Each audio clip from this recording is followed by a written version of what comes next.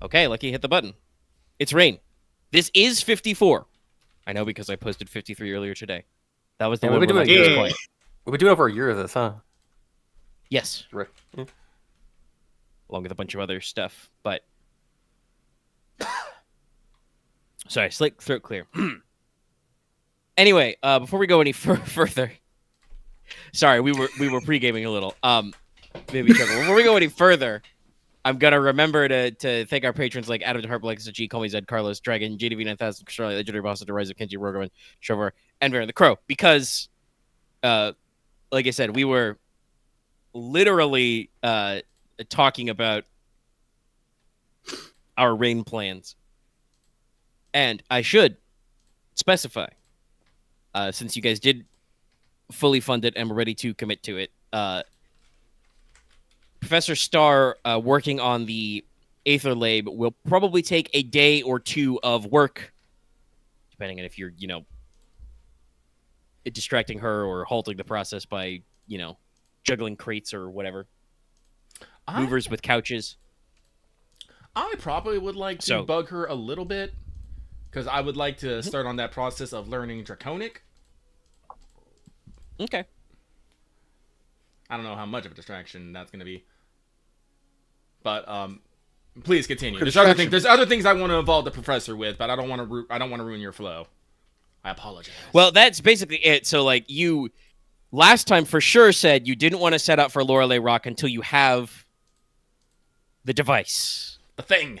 So, you have guaranteed union mandated couple days of downtime to sort out all of your other stuff, because I know that there are, for the most part, every character has like a thing or two on their mind about some stuff that we want to get Is this through. at least 3 or 4 days of downtime?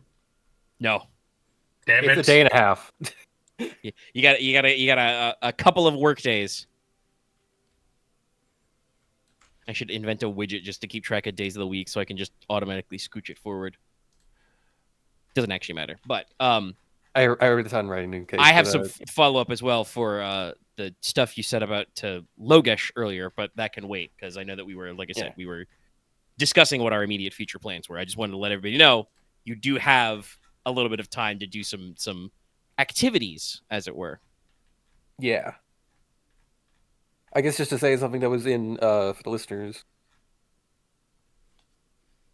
For sure, I had a list of like 2 things I wanted to do this session. Like, one was asking if we wanted to actually do like the train levies troop check, and then where we focus it on, and then just the other was just Lorelei Rock. So that was just kind of it. Well, like we talked about it earlier, we can only do one train and levy troops, and personally, this is me as Lucky Inos. I would be slightly against just doing a standard military increase right now, because we've already increased our sovereignty to 5, and we're getting some hoopty stats. I don't know what the fucking company stats are over there at fucking House Hot Troy, but it's one of those. Maybe we should. Like, it's one of those things of like I feel like we should not be constantly improving our stats, and maybe rustling people's feathers. So if we're gonna, I will say you guys probably technically, because you have been neglecting it basically for like 3 years, probably have the worst might score in the kingdom, other than maybe House Oro, who you are possibly tied with. I would have to double check. Okay, so Maybe it's not. They spend a lot of money on mercenaries. I think we need at least to have a little more. Wouldn't House Verity also have a shit score? Might, maybe. I mean, because they have bodies. Like, they are very closely integrated with the I just don't church. think they have any might assets. All right, so maybe it's not, but even it's still at this point, I would rather, in light of that new information, I will amend my statement. We can probably get away with probably doing a might increase, but I would rather, since we just increased another company stat, to do the blood shield things, just so we can get it out of the way and stop having it hanging over our head. That's entirely fair. That's also very fair, yes. I guess we can then just do it again next month and then be fine. I personally, well, actually, yeah, no, why not? Yeah, why not? Fuck it, summer one. Do it. I mean, here's the thing, right? At some point, I will stop playing back footsies, and the Corsairs are just going to start invading you. They're just going to start, burning your villages, kidnapping your workers, and Yeah, stuff. we need people to like. So at some point, you'll want to be able to make more than 2 might rolls a month. It's true. Not a worker. But don't know when that is, but it will happen. So it is always that. Sorry, we're gonna to talk a little game theory here, chat. People at home. There is something interesting to say that Lucky is correct that your individual stat scores do represent, kind of like the breadth and scale of each of your abilities, which, can have and should have narrative meaning. But also, they are mechanically not just the dice pool you roll, but also effectively you're capped for how many times you can do stuff with that stat a session. So, your might is it's tied for your lowest stat, but it is one of your lower stats. The other is influence. Listen, I don't think we're ever gonna get past territory 3. That's just me looking at it. Well, we can. You probably get to, if we hit a point where we're not like spending everything on fucking our characters, we can pool to get our territory up. I would be willing to throw some in. Yeah, like I said, probably not right now. There's still like a fuck ton of things I want to buy. Yeah, I also just don't know how I can There was. It happened off mic. It happened off mic. There was a wonderful moment after the session where we were like, "Oh yeah, we need to put XP together towards this." And Lucky asked, "Hey Loth, what can you add?" And before I'm about to hit send, I just see Omega type in before Loth throws in all 6 XP for this. It was true. It's true. It's true. And then I immediately was like, "Call that." Now, I'll say this too. I don't think you have to justify putting money into company stats because technically that's you XP as a player and not Nicola's XP. What? I guess. I just don't think Nicola would contribute to anything militarily. That's fair. Like, if you want me to get up treasure rolls somehow, that makes perfect sense. I was saying for like pulling for like territory. Oh, well, I guess territory makes more sense than military. Well, like I said, right now I feel like we should be working on shoring up our weaknesses. So improving our might and our influence. We don't need to do anything with sovereignty and treasure right now. I'll go make the roll now because let's just get out of the way. I just need to know if anyone else has anything they want to contribute before that. I'm gonna be real, man. The month has just started. Like, I don't know if people have time to do stuff.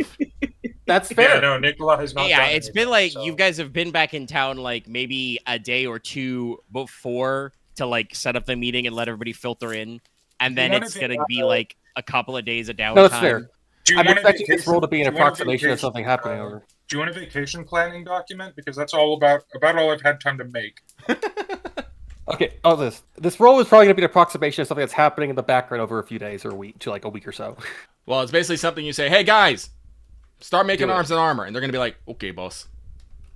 All right. This is going to, I think, ding our sovereignty and territory, or sovereignty and treasure. I think it's sovereignty. Double check. Sovereignty plus territory. All right, so.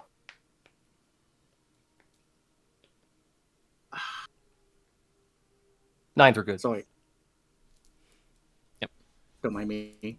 I'm just looking through esoterics and saw one that's very fitting. As many we're working on, there's more stuff all the time. All right, where was I? Yep, okay. Oh my god, I also did need some information when you get the chance. Yeah. When you also being reminded of how Quadrum is actually spelt. It's a little funny. So, what would you say are like the 4 to 5 most important holds in the country? I'm gonna need you, Dallas, to say which part of the place you mean by country. Time. The ones that province. Leslok has. Sorry, province. The ones that Leslok has control over. I mean, so because these are different answers. Are we talking about like? By population size. Ooh, by pop, I don't know off the top of my head. We joked about that last session. I'm about to say, yeah, talking about like pop density and stuff. I was told to go fuck myself. How about this? How about because this is more relevant to what I'm I have marked which are the most significant holdings. What about academic in Logi lands? Nature? Well, that's a very short list. You've got probably or higher level of education. I'm gonna probably just put that 2 off session. Yeah, no, if we're talking about like places with good education, that's probably going to be Brenton, I forgot what the town around the Silver Tower is It'll be called. Brenton, it'll be the holding of House Palak, whose name I always forget, but it's very easy to double check. It's in Jordanus Palak's list. And then the Silver Tower. That's it. You don't have a top 5. Yeah. Okay. And then would our capital also be considered in that? Not really. We don't academically, no. You don't have organized academics in this town. You are a castle town. Okay, so I got 3 for academics, and then what would the most? Because there's one other angle I can come at this from. What would the most faith-based provinces in our little place be? Well, that's going to be a very similar list. It'll be slightly different, but it'll be Brenton again, because that's where your largest cathedral in Teine is. Again, because you're a castle town. Brenton is really our cultural center, isn't it? Kind of. It was a big point. Like there was a lot of environmental stuff. Yeah, I voice corrected a little there. It was weird. There was a lot of like cathedral. I said that's where your big cathedral is because you don't have a cathedral in Stonehearth. It is where you had a university and some smaller stuff spring up around it, and it is a like well-known entertainment town because there are mineral baths and stuff there.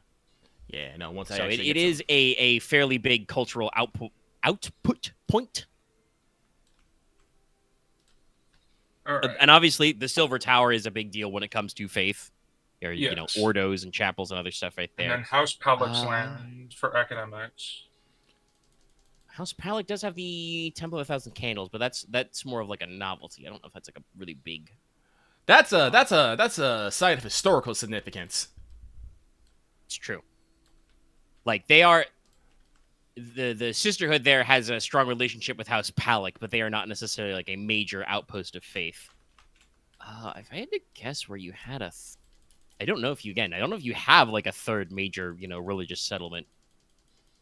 It's very easy for me to name a top 1 list. Like, where's your biggest output of X in your province? That's real easy. Okay. Where's my biggest output of iron and steel? It's the anvil. Wayland. What about last one is? I guess last one would be, where is the largest immigration hub? I don't know if we have a lot of immigration here. Mobility and immigration in a medieval and even like post-medieval, like Renaissance and Enlightenment context is very small, very gradual. It occurs, but it's very rarely. That would probably your biggest influx of new people would probably be the Nordport. Okay. Way down in your southeast. I don't remember cardinal directions. South Peninsula. Yes. That's under House Gladwin. All right, so I'm going to draft 4 letters. These are going to be very similar, addressed to, obviously, the respondent heads of those provinces. Okay, Dallas, are you doing that thing where you're going to do a thing and not tell anyone else until it's already done? Well, no, I'm doing this for the recruitment. I'm basically asking, like, do you... that's why I was asking for places with, like, academic or faith. Like, do you have any young prospects that would be interested in learning about the healing arts? Yeah, I know, but here's the thing, Alice. You did not say any of that beforehand. You're just like, hey, where are these things? I don't know exactly how Dallas's brain works, but Dallas, you could have shortcutted a lot of this by just saying, like, hello, Omega, I would like to send letters to wherever the biggest brains are to find where doctors are. You can absolutely abstract the macro because it does not actually... Sorry. Mechanically, it does not actually matter where you send for. You can ask about these sorts of things. Dallas, there's 2 things to say here. I mean, I'm going to be honest, unless you come up with like an asset thing, mechanically, I don't even know what you're doing by saying I want to increase my level of doctoring unless Dallas is going to start, or I should say Nicola is going to start buying the followers advantage. Just have the medical team on his That was actually one thing I was considering doing, is basically using the followers as like a staff team. Staff of the Royal Medical, or not Royal, what would that court doctor, equivalent be? Court physician? Yeah, court physician. Like, just imagine Nicola with just. We need more doctors. Doctors. Yeah, now I'll say this. This whole conversation is made me think of like, there's a reason why there is a subject header on an email. Look. And also, what you did there was basically, to me, remind me of the quote of someone on a map asking their GM if, like, what's this building? And what's this building? And then the entire time they're just looking for a Boyer, but they just don't ask until learning all the buildings are not a Boyer.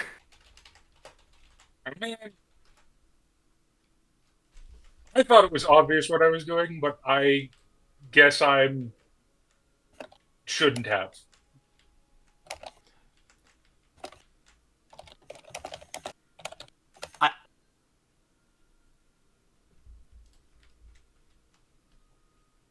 But it's like, I understood what you were going for, but it was like, I was also ready for like the classic Dallas twist to be something entirely else. Okay, so you did know where I was going, you were just being obtuse about it. Yeah, I'm about to say, I had no idea where he was going with it. That's why I was like, wait a minute, what is happening here? Yeah. But now that Dallas has, explained it, it's like, oh no, this actually makes perfect sense. Yes. I also just did kind of want to know that information, just for in the back of my head for future reference. Honestly, I think that's good too. That's fair. Like, I like because getting Brenton drilled into my head about the cathedral and the cauldron and stuff House Palix land. Yeah, no, that's something I didn't know. You get the architectural school. Yeah, that's important stuff to remember. Yeah, but I probably will end up getting a follower's advantage because I think having a medical staff and then eventually having them retire and depopulate back into the country so they may train people to make people more doctors, because doctors are really important. Disseminating knowledge. Exactly. I just imagine Nicola putting up posters. Do you want to learn medicine? I was going to originally, before I learned that the capital wasn't really necessarily the place for it, I was going to fucking nail a notice in the middle of town, fucking Martin Luther style. Yeah, that's fair. I mean, certainly, because one thing you could also consider is there is a guild for healing. Yeah, I'll obviously send. I do want, I'm more interested in not necessarily people who are already skilled for this part. It's more people who that's fair want to learn and are showing at least some aptitude. I'm aiming at the youth, I say, as an old 21-year-old. Back in my day.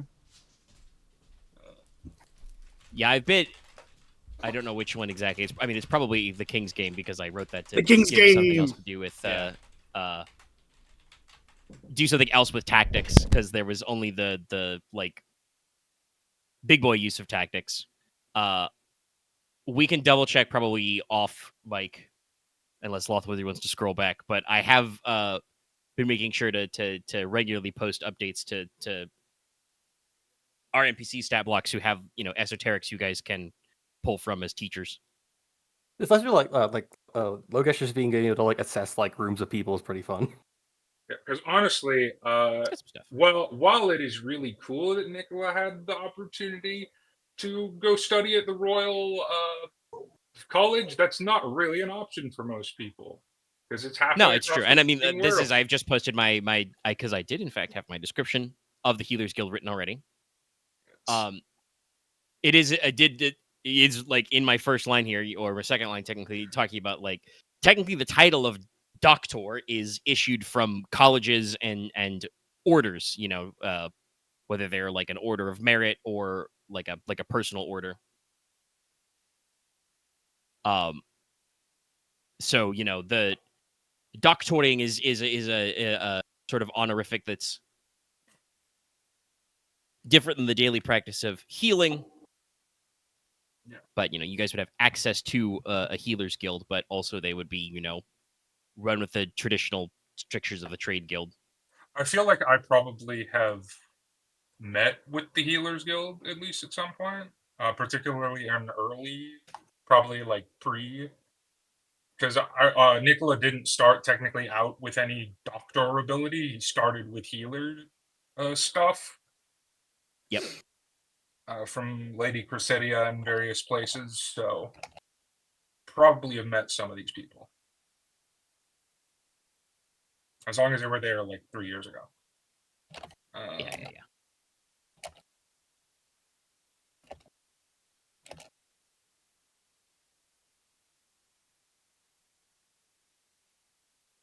I'm sorry. Is my typing being picked up? A little bit, Barely, doesn't matter. but it's not that I think big we're a deal. just in a lull. Yeah. Yeah. Yeah. Just I guess to say this the other way. I want us off camera, but like Leslok has talked to Lady Cressida about what I wrote down already in writing. Oh yes, yeah. Sorry for anybody confused. We should clarify. That's about the Fogville trip and other stuff, but mostly Fogville stuff. Yes. Also, I should probably tell Lady Cressida and Lady A, or not Lady A. What's her Lady official Maja? title? Lady Maja.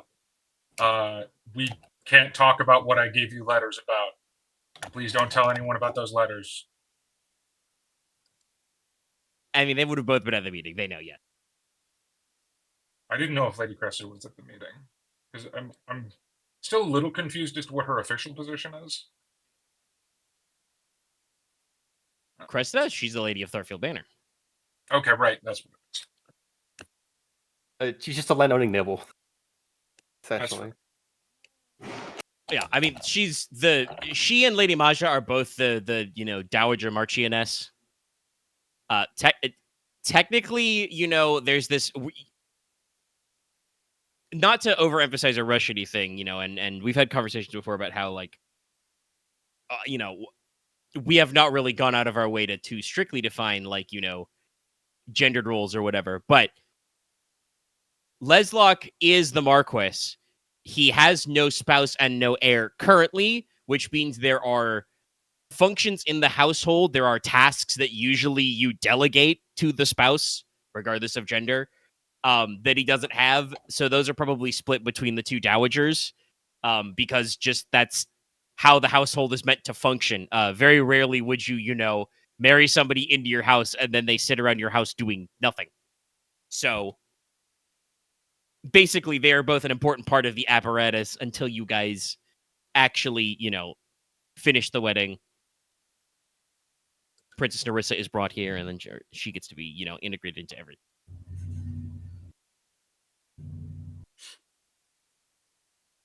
I assume it's like stuff like managing the staff and a few other. Yeah, I mean, basically, and I will say we can think about this for later. Like, it's not important right now, but it could be a later note of technically speaking, if Leslok wanted to be basically the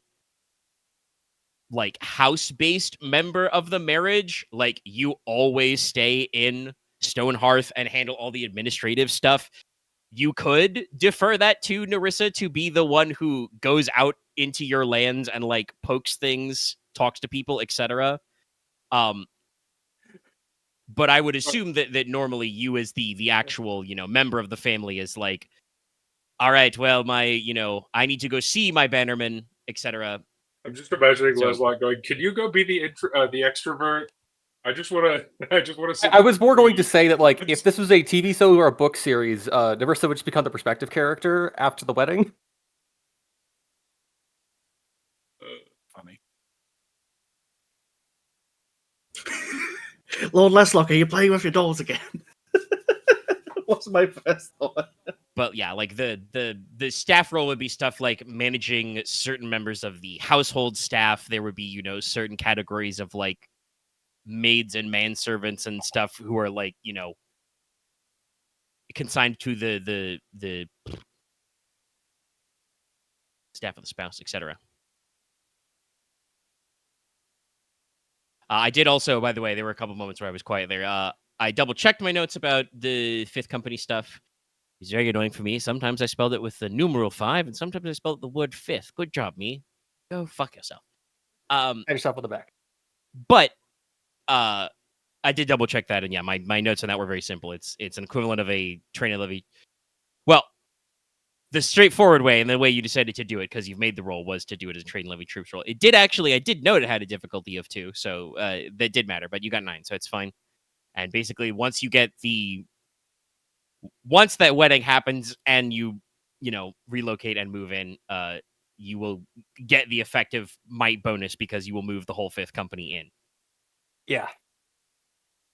And probably, like, over the course of the month, you'll be, rattling out the swords, the equipment, probably the appropriate level of, like, decorations and stuff, and various other elements made to order. Because, like I said, you're not literally making, like, 100 swords because some of the people who are being recruited will already have swords, but there's a lot of, kit and caboodle to go with it. There's probably at least 100 things that herald. And there's a lot of, detailing going back and forth. But apart from that, I also went back and grabbed my... Because we did not end up doing this, but at one point there was a plan to jog around to at least all the, like, most important cities immediately in core Logi lands, the territories around Stonehearth, which are directly under Leslok's administration. Brinton is one of those major cities, so I do have a small, short description of it, which I posted. Thank you. Then I guess a question for everyone else. Any of you would like to do before we just focus on Lorelei Rock? Yeah. Floor is yours. I have to do a couple things, but it's mostly just rolls. Let's see. So first off, what was it? Got some mostly communications to do. First off would be he's sending a letter to Rena. Just a usual communication. Only difference is this one has his title now. You put this on the news stationery. Got it. Yes. That is his not so subtle way of letting her know that he has a rank now. So that is true. Probably does also like give her a description of the castle and stuff like that. The other communication is he's actually sending a letter to Brenton to the cathedral there for any insight into restoring the chapel part of the castle. Mm-hmm. Yes, fair enough. All right. We'll make note of that. And the last would be more in person because he'll be talking with, let's see, I believe it's Tancred Aren, who is the commander of the Lamplighters. Yes. He wants to start recruiting some Lamplighters to form his own kind of squad. It's fair enough. I am assuming to be based out of Castle Sjorberg? Yeah. Okay. Yes. That can easily be done. Okay. Yeah, that's nothing that needs to be done right away, but he would definitely bring it up to his superior officer and Lamplighters and stuff like that. So, and because I can't remember if I ever did deliver those sample items to the Smithing Guild, I'm doing that also. Yeah, I also can't remember if you actually delivered them. I remember you making some rolls to do some examples, but I don't remember if it got delivered. We'll make a note of it. Yeah. And other than that, he will spend some time with his mother before we head to Lorelei Rock. That's fair. Yes. Speaking of, sorry, give me a second. Not like a big role play thing. I'm just thinking about NPC attitudes. Lady Maja is probably not like, preening or anything. She's probably not like at her like highest of highs, but her mood is probably the best it's been in a couple of years. Obviously, she was very concerned, especially with these mysterious notes we could no longer talk about she's received from your doctor.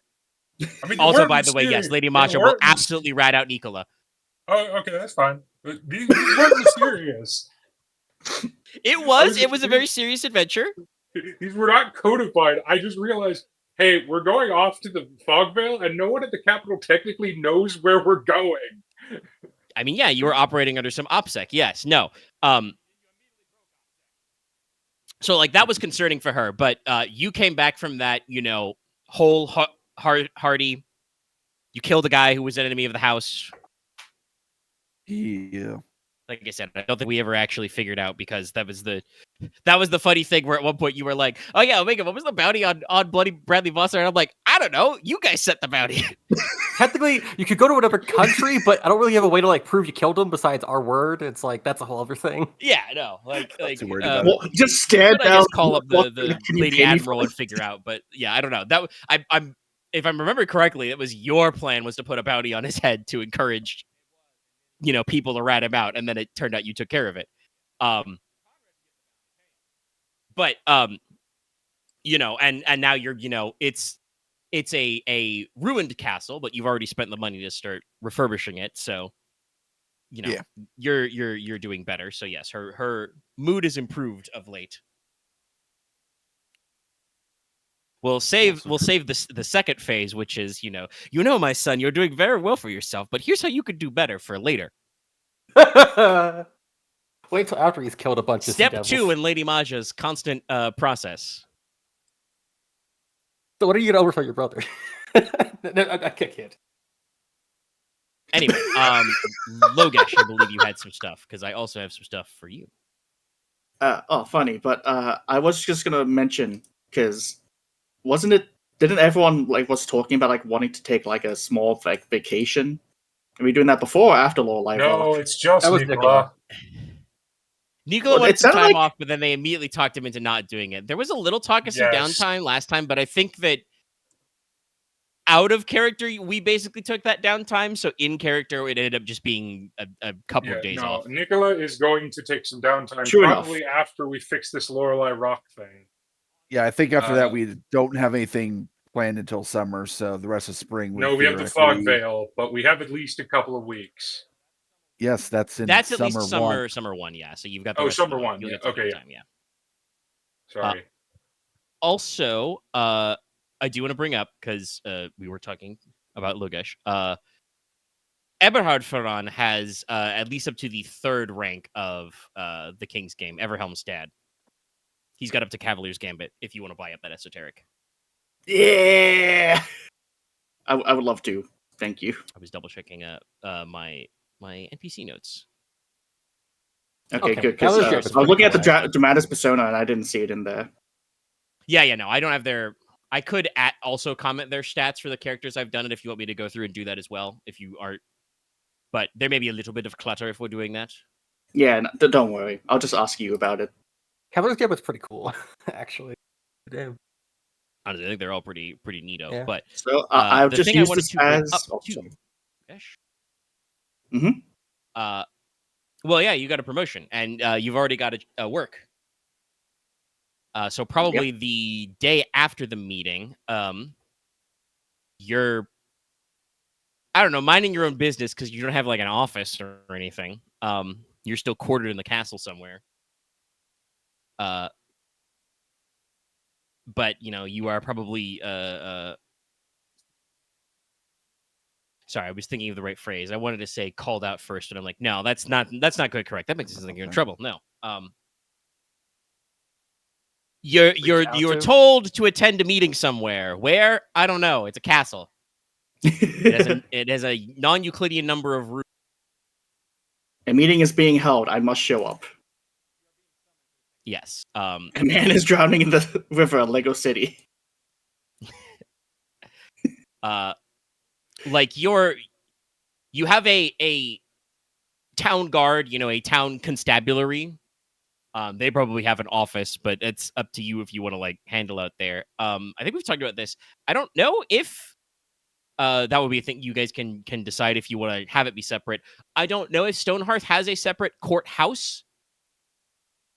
Because you may have court held as, part of the Hirsten Keep, the actual castle keep. or you could have a separate building. Both are valid. But if you do have a separate courthouse, that is probably what is quote unquote Logesh's office. But first of all, Logesh, by the power vested in me as the omnipotent GM by Leslok, your liege lord, you are given some shiny new robes.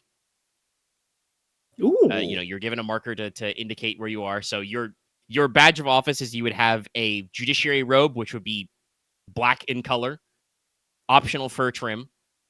Probably have a white necktie or scarf to go with it.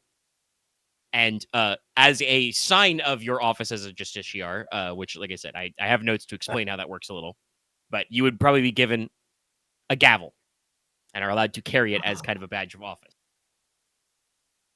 Because basically, to summarize, you are a Justiciar. In Old Norlish, the word is lagman. Both basically mean lawbringer.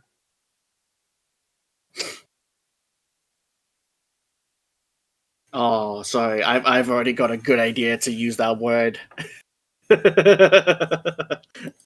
So basically, you are granted the legal authority to represent the Marquess in matters of the law, since the Marquess is the highest officer of law in Teine.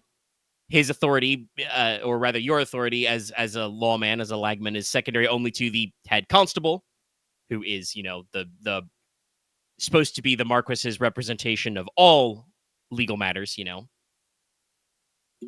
his attorneys general and so on.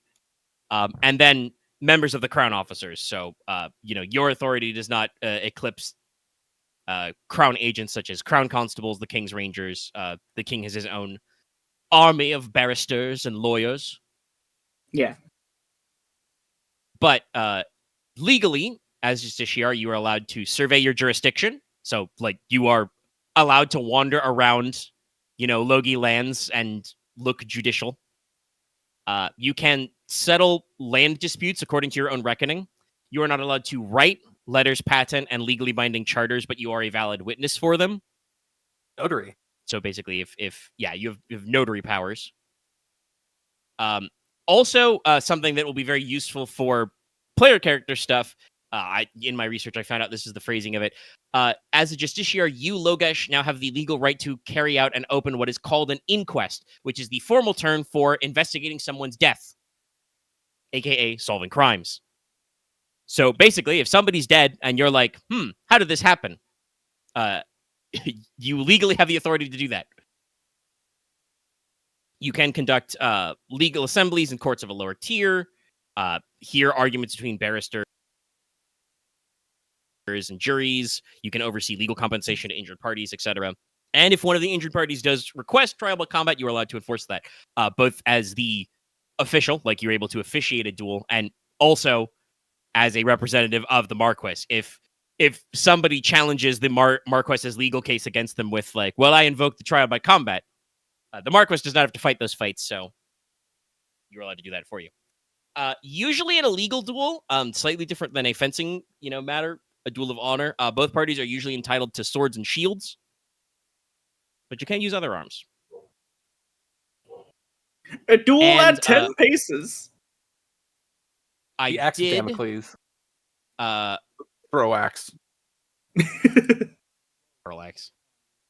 Yeah, I did the person, write not the weapon. A couple of paragraphs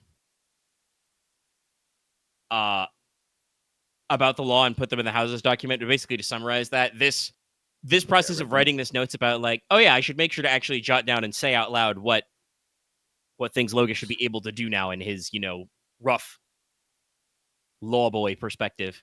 I feel like I just feel like Omega sometimes we could just be I could just jokingly say Omega goes in a fugue state sometimes and lore is created a minute later. This was the thing I said earlier this week where I was I accidentally wrote 4 paragraphs about the law. I say accidentally because I did not plan on necessarily outlining the legal system of Teine or of Troycroat as a whole, but it was no, I have to actually write some shit down so that it's got structure.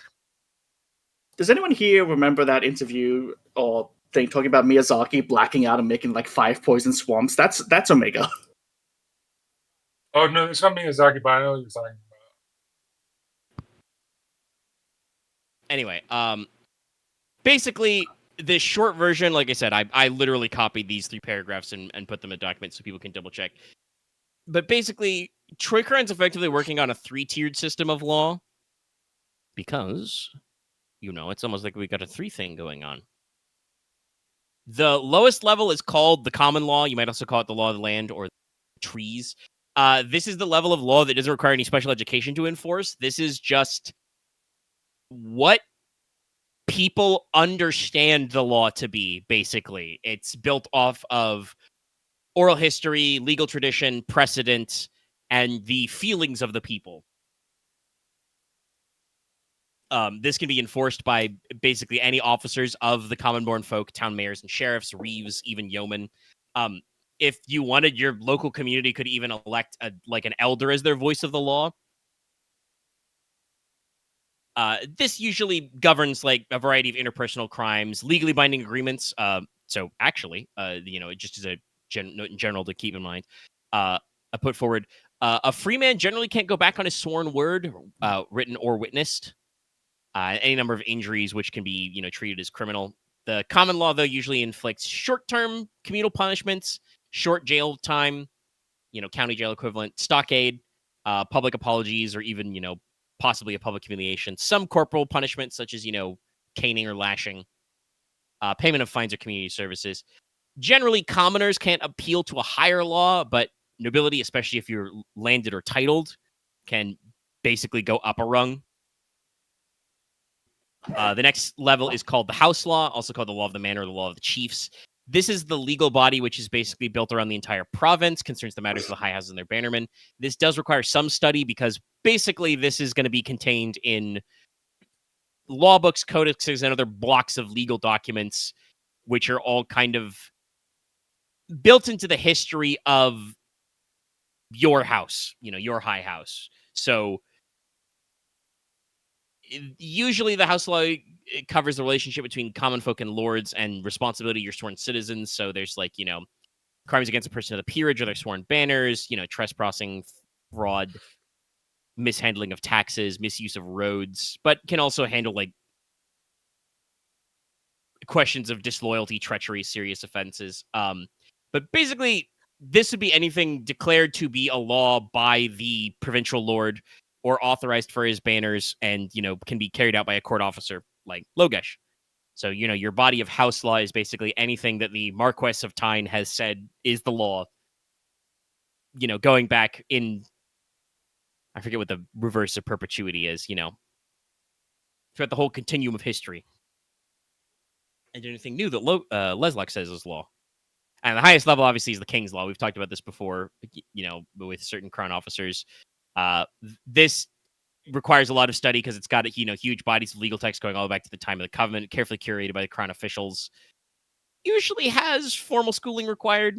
All men are protected under the King's Law, but usually enforcement is, limited to the locality of crown officers. Basically, to put it another way, murder is bad at all 3 levels of the law. At no point are you legally allowed to just shank somebody for no reason. You cannot just stab a bitch. Yeah, even if you are... Even if Leslok, really as the Marquess, just walk up to a rando and stabbed him, that would be against the law at all levels. You're not supposed to do that. Now, as, the Marquess, the common law probably is not going to bring a common law inquest because he would just overrule anybody who made a judgment and, there would be no legal recourse unless you go all the way to the King's Law, which it might actually broach because Leslok's kind of important. So rumors of him stabbing random people in the street would probably reach the King's ear. Not that I think Axe was planning on stabbing anybody, but just to let you know. I'm not playing that kind of character, so no. You never know. But normally if just... Shifty Larry stabs Jimmy the commoner in this street, that is technically in violation of the King's Law because, the King's citizens are entitled to the King's protection. But, what the King don't hear about, he can't protect you from. So probably your local lads would run that guy in first.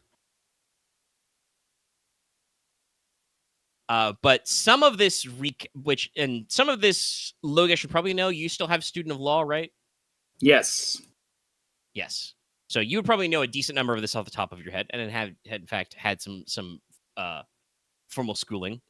But I said a lot of that because some of that may be re-summarized to you because the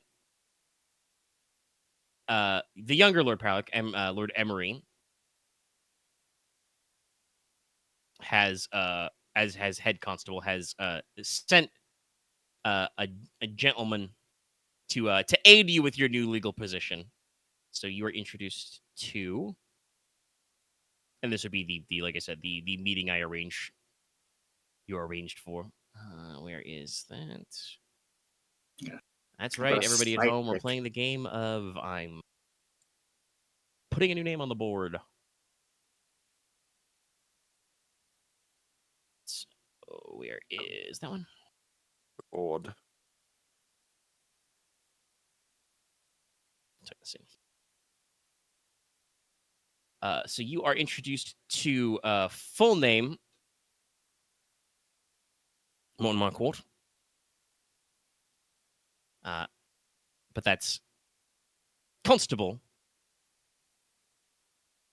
Constable Marquardt, Your Honor.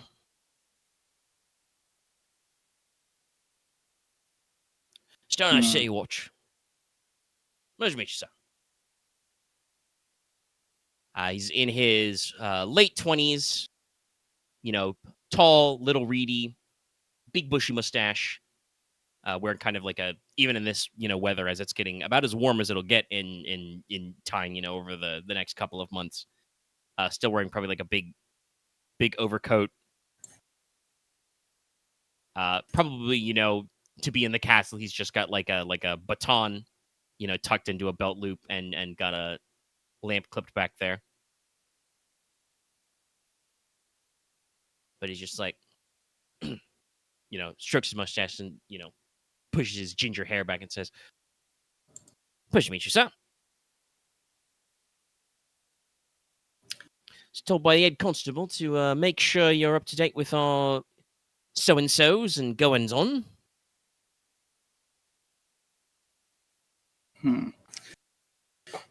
Sorry, Omega, could you please remind me what his name? Oh, it's right there. God damn it! Sorry. That's right. My brain. I already did it. You already put that shit before he walked into the room. Correct. So, pleasure to meet you, Morton. I hope we have a fruitful partnership. Right, you are, sir? So, how experienced are you all in this field?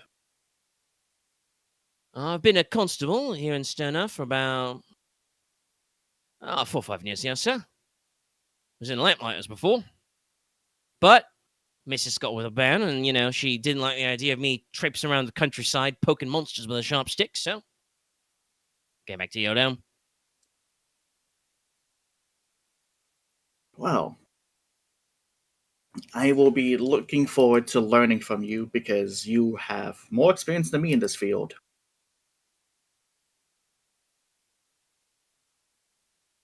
Kind of, polite smile nod. If you say so, sir. Aren't you worried none? The lads will be happy to help you with whatever. Head constable says that his lordship and so on and so forth are looking out for, well, gangs, ruffians, ne'er-do-wells, that sort of thing. Now, he, reaches up and strokes his mustache a little as he speaks. Now, we don't really got a lot of them lot out here. Not much going on. But if you were looking for an organization who might be taking over anybody from them old flat salt so-and-sos who've gone south now, that'd probably be what are known as Smith's Boys. That's apostrophe, then the S. Now, why are they called Smith's boys? Who's Smith? I don't bloody know, sir. But,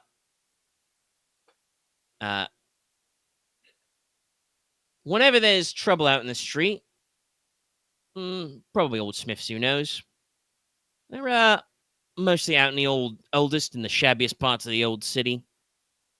We've brought in a few of them for, drunken disorderly or pinching or filching.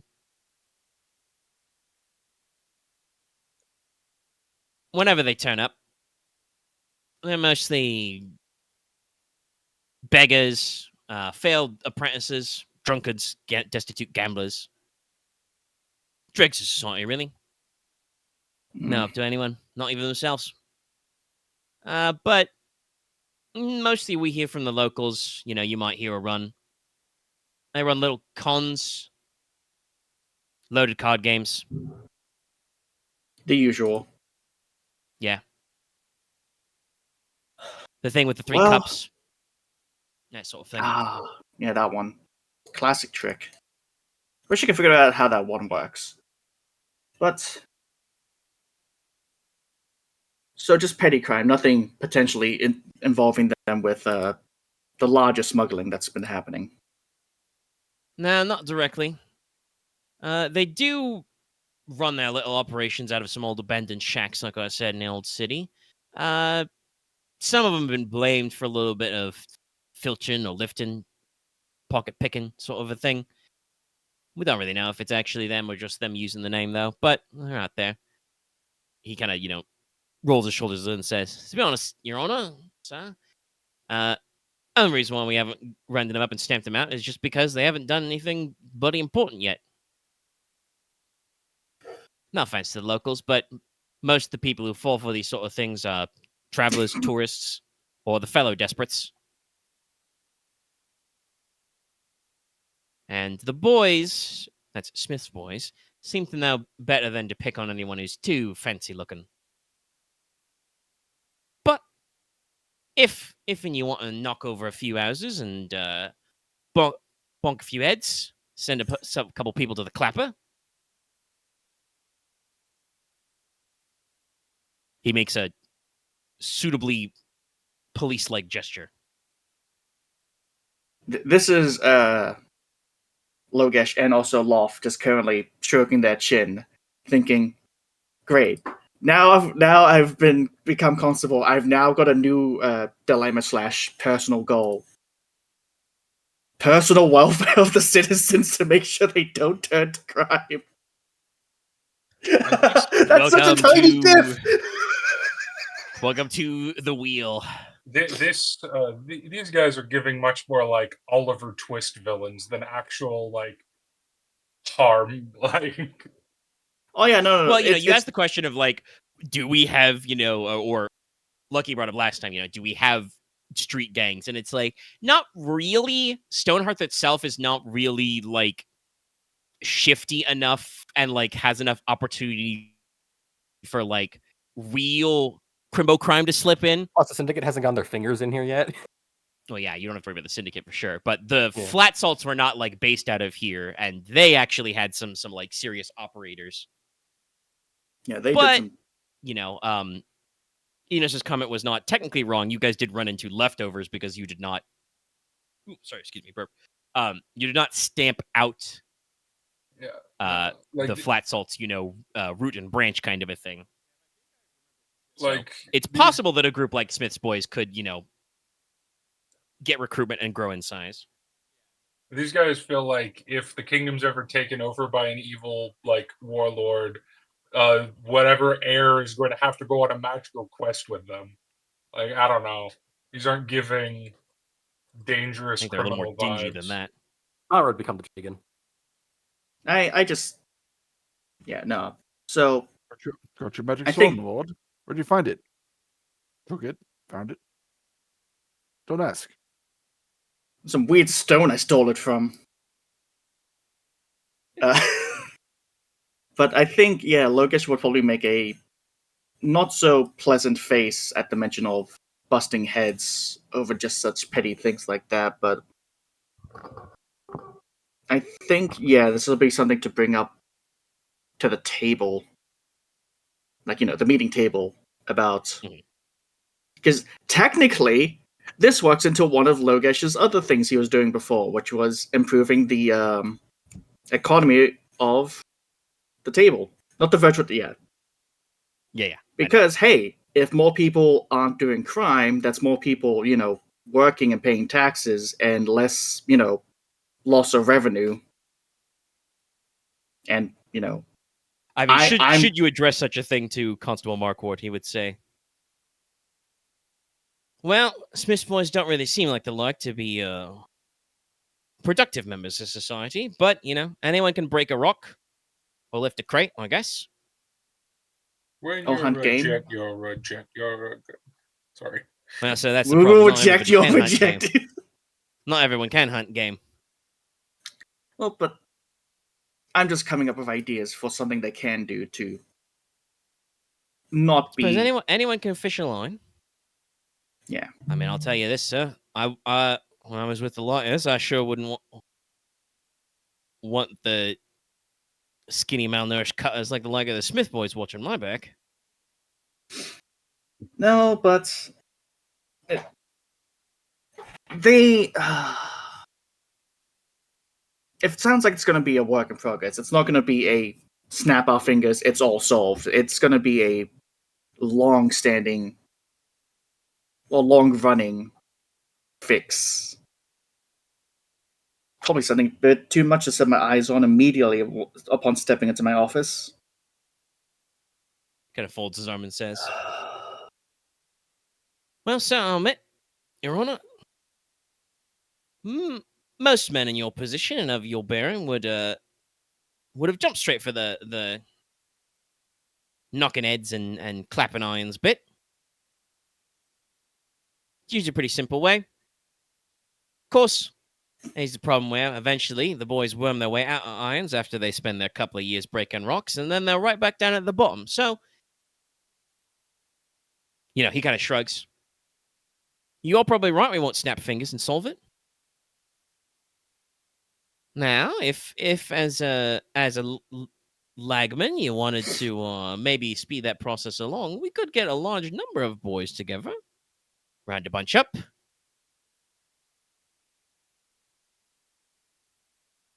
I'll have to run it. His lordship doesn't have a nice big prison he'd like to stick some boys in now? Well, if in, he kind of, raises his hands, placately. If in his lordship the Marquess ever has a need for a bunch of grubby, unskilled rigmaroles and ragamuffins, we know where we'll get them. Let's get down to business. I've got a few ideas. I'll run it by the Marquess. But for now, thank you, Martin. As it's a bit obvious, I tend to think outside the box, and I need someone like you who thinks more commonly to help ground me. If you ever need any down-to-earth street wisdom, sir, you know what to ask. Come from a long line of Mark Ward, sir.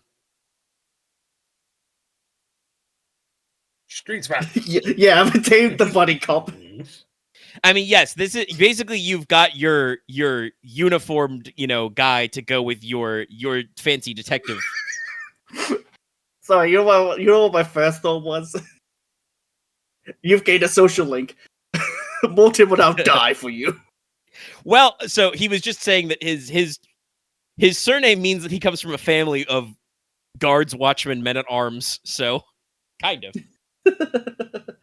Like he is common born. He is not a landholding or even a chivalric family by any means. But his family surname was first recorded as guys who guard things. I think the surname Markward is even like Germanic for Mark or March guard. Probably. You live in Mark. So. And if it's the skull's butt you're opposed to, sir, well, you can do a lot with an axe or a sledgehammer. I think, yeah. For now, I will set aside lofty goals, and I think we should just focus on, for the moment, maintaining law and order in our streets, because the summer court is coming up, and we do not want any big disruptions. As you say, if any of the Smiths boys scam a traveler or two, that's problematic, but not the worst, all things considered. Someone getting cheated in a game of 3 Cup is less awful than someone getting mugged, is what I'm trying to say. Of course so. Well, we'll see if they decide to keep our heads down. And if they don't, he, mimes a baton striking gesture. Oh, I'm going to need a non-lethal option. As I look at my sword and halberd. I recommend fists. They're very effective. If you actually said that, I think that Constable Marquard would just, pull the baton loop out of it and be like, pass it to you handle first. Can't go wrong with a how to baton ça. Yep. Elastic. I think is. So my mind went to Emperor for some reason. Yeah, it'd be a small club. Yeah, small club is just with +1 in shock, and it uses body plus fight. So. Yeah. Okay. So, sorry, I don't want to drag it down with just shitty roleplay from me. So I think unless there's anything else Omega wants to say to me, you did fine. No, that's it. That's. I'm a neurodivergent playing a neurodivergent. You're doing it very well. Are any of us neurotypical? You're the brain guy. No, because I have all of your fucking diagnosis sheets in my back pocket. That's great. Sorry, I thought Dallas said I have all of your Diet Coke. What the fuck, me? The Diet Coke is mine. Anyway, but I have an idea out of character to pitch to the table, which will be what Logesh will pitch to the rest of everyone, which is, hey, we've got a bunch of people, potentially ne'er-do-wells, who currently have no skill set. And we're thinking of maybe setting up some kind of forward base in the Foglands. Fogvale? What was the name of the fort? I just realized my mic was turned off. Oh, damn. You turned off your mic way earlier in the Logesh conversation and never turned it back on. Logesh, I hope you know, I'm now just imagining... Have you seen Pocahontas? Look, I'm not making a fucking Australia 2 Electric Boogaloo. Well, no, but I'm gonna say this: I reject putting those guys. I reject putting those guys in the fog veil. We are not gonna put our lazy, not making Night's Watch here. our lazy, our unsuccessful in front row for the fog veil to fucking see. That's fucking dumb. If you want to actually put them to work, and mind you, if you want to put them to work, you're going to have to fucking capture them. They're not just going to show, you're not going to just say, hey, we got free work here. They're not going to fucking show up and do it. That's what makes them, ne'er-do-wells. They don't want to work. They don't want to work an honest job. They want to, sit in the back rates, scam people, and get easy money.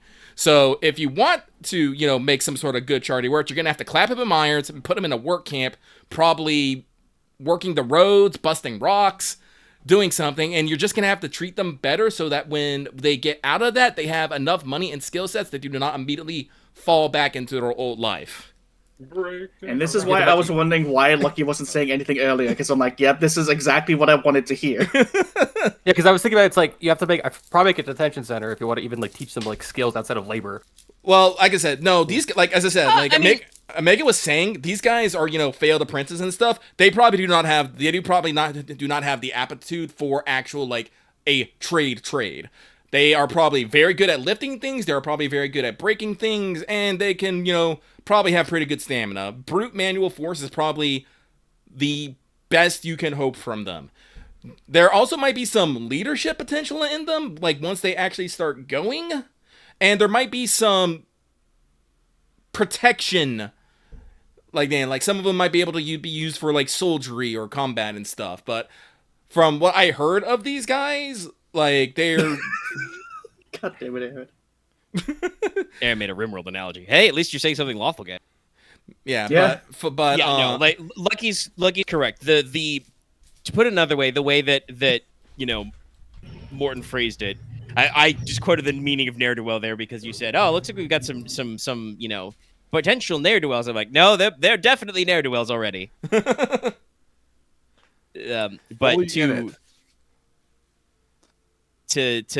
to reiterate, kind of like again without the roleplay part, basically they are already beggars, washed-up apprentices, drunkards, and gamblers who are out of money.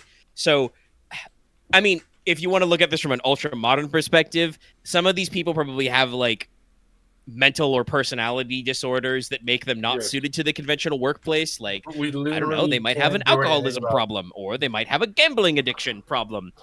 That is not something that you're going to be suited to solve because inventing psychology is probably a few ways away to invent psychotherapy. So technically, psychotherapy was invented in the early 1800s, but also it was like very much just an academic thing. As a treatment thing, it wasn't invented till the late 1800s. No. But currently, the way of treating mental disorders is you stick a needle in someone's head. Yeah. What was it called? That wasn't a thing. But also, like I said, they stopped doing that for centuries. We are at a point where culturally, you wouldn't see these guys they as... stopped doing that in the 1700s. That's where we are, but that's fair. Yes. Fair. We stopped doing it over the last century. That's fair. But, the society, like your culture at large, would not see these people as be like what, like you said, they are, they don't want to work normal jobs. Some of them are not suited towards it, just like I said, temperament wise. Some of them are also just like, that's never picked up the skills, nobody didn't want them. And like, I want handouts. I'm not going to say there isn't a little bit of like classism involved. While he is common born, the constable did straight up say like, well, I wouldn't want these guys watching my back in the Lamplighters. But admittedly, he was also a lamplighter, and they fight monsters. So, it's something that's going to run away and fray. Craven men are probably not your best pick for that. But no. That's why you roll. You roll, intimidate or inspire or tactics, or you roll train and levy troops, and then somebody made the joke in the back, let's get down to business. That's when you start the Mulan montage. No, like, so if you want to, like, decrease the amount of crime here, what you're going to have to do is you're going to bust heads. You're going to have to bust heads, because these guys are not going to come along willingly. They're just not. I mean, Logesh will have to bust heads. I don't want to say that, like, the vast social shenaniganery, the social chicanery of Inos couldn't, like, manipulate these guys into finding a different profession, or maybe even, honestly, like, Dr. Nicola's, brain power.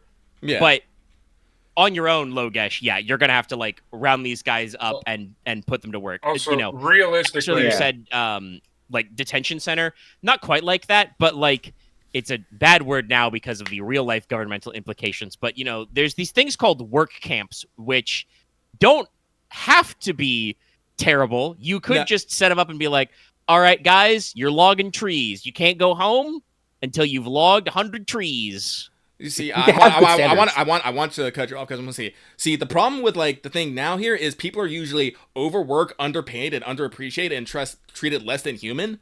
If you want these guys to not, rehabilitate, you have to, give them fair wages for their job, deduct what you need for, like, their food, clothing, and equipment, but, give them pay on top of that. Treat them as people. Don't treat them as like, they're just wash up things. No, they're people just doing an important fucking job. And, make sure that they have reasonable goals and, sufficient breaks and entertainments. Yeah, like, sadly, No, go Dallas. I was just saying, sadly, despite we live in a monarchist. I'm saying in the game, obviously. We live in a monarchist society that emphasizes nobility and power through birthright. Yeah. There is no way to rehabilitate that without tearing the entire system down. Like I said, classism is a thing that we have to kind of. But there is, like I said, I did bring earlier. There is some assumption of common law and some level of inherent rights as living beings. Every man is protected under the king's law, kind of a thing. It's obviously it's the kind of thing where like it's written on paper and kind of like societal prejudice and privilege will not necessarily overrule, but will overtop some of that. You're always going to have that top layer. But there is a little bit of work to be done, besides, you could just thump them all in the head, clap them in irons, and send them on their way. Or we could figure out something we want to, do with that. And that's why when Logesh brought it up the first time, I mentioned, if the Marquard thought of it as like, well, if there's any project the Marquess wants done, any ditches he needs dug, anything else. This is why I point to the road work. Guess what? We're going to need a lot of simple general workers on there. That would actually be a lot better because that'd be a good pick. Yeah, my next thought was hard, there's a lot of skilled. There's a lot of skilled laborers involved, but Konrad is also budgeted refurbishment of a castle. That also needs a lot of moat digging and carrying blocks of stone and shit. No, because what you want. I just brought it up as a suggestion. Well, like I said, what you want here, I can't remember what the term is when someone who has done time gets out and does crime again. What is it called again? Fucking recidivism. Recidivism. Yeah. What we want here is to lower the chances of recidivism. So generally that does is, getting people help, getting people, skills and cash, and basically making them feel like a valued member of society. It's like, sorry. But again, this is what I say. People usually in the Dredge Society are. I'll fucking say it. People usually in the Dredge Society, no matter how they got there, are usually more quick to blame others for their failings than themselves, and usually find no reason why they should change. Yeah. Those are the kind of people who it's all like, it's not my fault that I failed, it's their fault that I failed. They should, come to me. Like, this is one of the reasons why Inos brought this up, and he was concerned, because if there was like Inos was concerned that, maybe some flat salt remnants would show up and incite some, minor street game to rise up and stuff, like, be all like, Yeah, I don't want to phrase it as like, yes, the lower classes, the criminals, they are easily led. It's not a position of birth type thing. No. It's a social construct thing where these people are in a rough position. They are in hard times. A sufficiently charismatic individual can come along and promise them alleviation from their woes. Or give them a target to blame. Yeah. Yes. So that's why that's that would ever happen in modern times. So sure. So that was like Enos' concern, and it sounds like while these Smith boys are just kind of ne'er-do-wells, I won't necessarily call them a ticking time bomb either, because I don't think they have enough of their shit together to have an identity. They identify themselves as Smith boys. Nothing right now is going to do anything with that, but so long as you do not address it, it will be a thing that somebody could do something with. Yes. That could be you guys. That could be some other people, Yeah. You can always do a policing action tactic. But like I said, I mean, yes, true. You can just roll like that would be the thing that if Logesh wanted to just be like, yes, this is a problem. Just sign some warrants and crack some skulls. We could just roll policing right now. But it sounds to me like the plan is that you don't want to do that, because some of this conversation, I suspect, may have been in character, actually, because Logesh said he would bring it up to the group. But as a individual, this is the moment where maybe the other player characters have an opportunity to learn, because understanding each other's characters are important.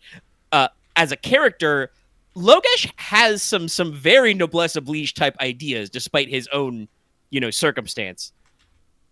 he has quite a few big ideas for like improving the overall quality of life of everyone. Sorry, I had to. If you brought it up to the group, Nicola would probably. What would Nicola do? Anyway, again, it's not going to be a one and done kind of thing, and it's a suggestion, which is why I brought it up, so that way I can bounce the idea off of you guys, get your feedback, and I got some very good feedback and something I can implement going forward. Nicola has to think on this. Yep. And I want to say this: third person. You Loth, not to further go down the conversation. I think this is just where my thoughts are to end it. You phrase it as it's not a one and done. I want to acknowledge that you are making it a choice not to be one and done, which I approve of because it's more dramatic and complex. But I'm just saying there technically is a simple solution, but as a player and as a character, Logesh is looking at this and going, no, this will not be a one and done problem. This is a thing we're going to think about. Yes. Okay. Then the next steps. Like I said, you guys are waiting a little bit for Aetherlink to finish. So yes. So Inos will do a few things. He is going to be writing letters. Like I said, we have gotten our diplomatic corps up and running. I imagine that ever since Inos became the Master of Ceremonies, he has probably been having correspondence with some of the more... Like, do we have, like... I know we have our big house nobles, but do we have, like, lesser nobility? Yes. And what? Okay. It's even mentioned in the thing with talking about Brinton. Yes. You will have minor houses, and you will have a wide variety of general, nobles. You'll have, like sub-families and illegitimate branches who are not, counted. You will have a variety of chivalric, houses whose titles are not technically hereditary, but, they've grown up privileged. Yes, but Inos has probably been in correspondence with several of these minor nobilities houses. Some just for, schmoovins, for introductions. Maybe people like trying to get close in with the Master Ceremonies or whatever. But through this, Inos has basically picked a bunch of courtiers to, help represent his interests.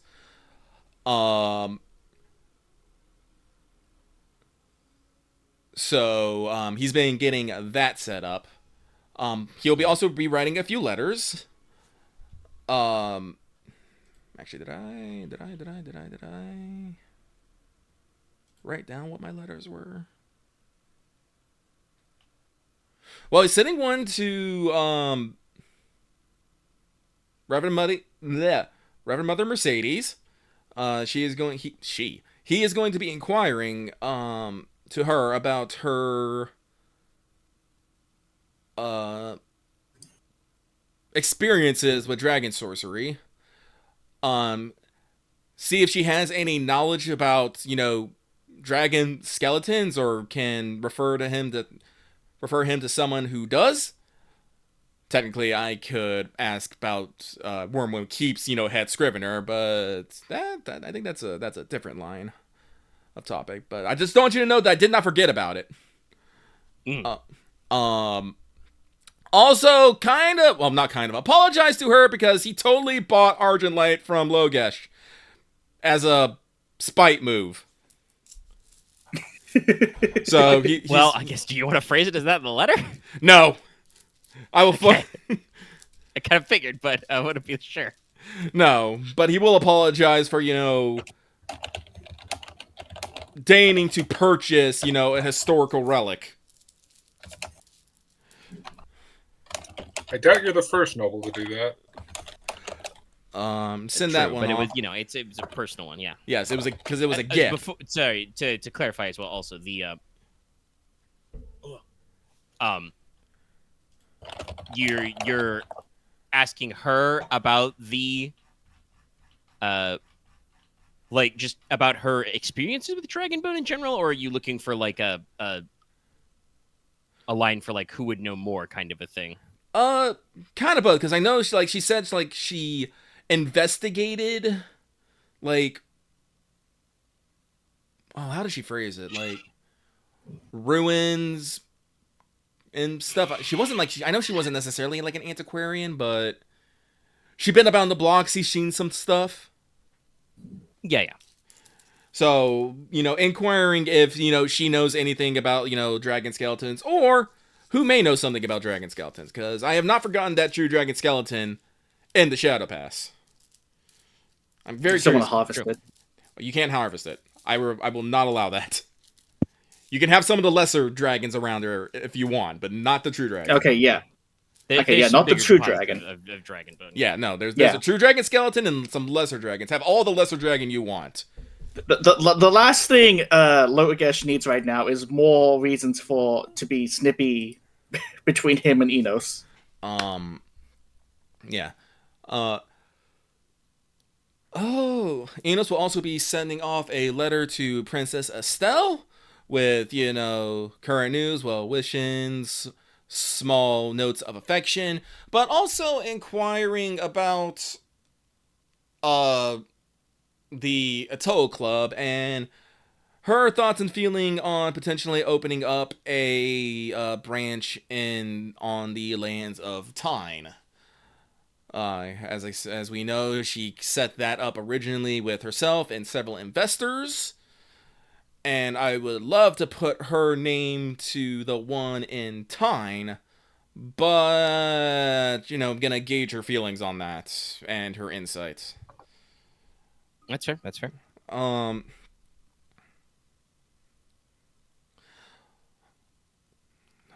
Also just because, also sending a letter to Noctiluca of just,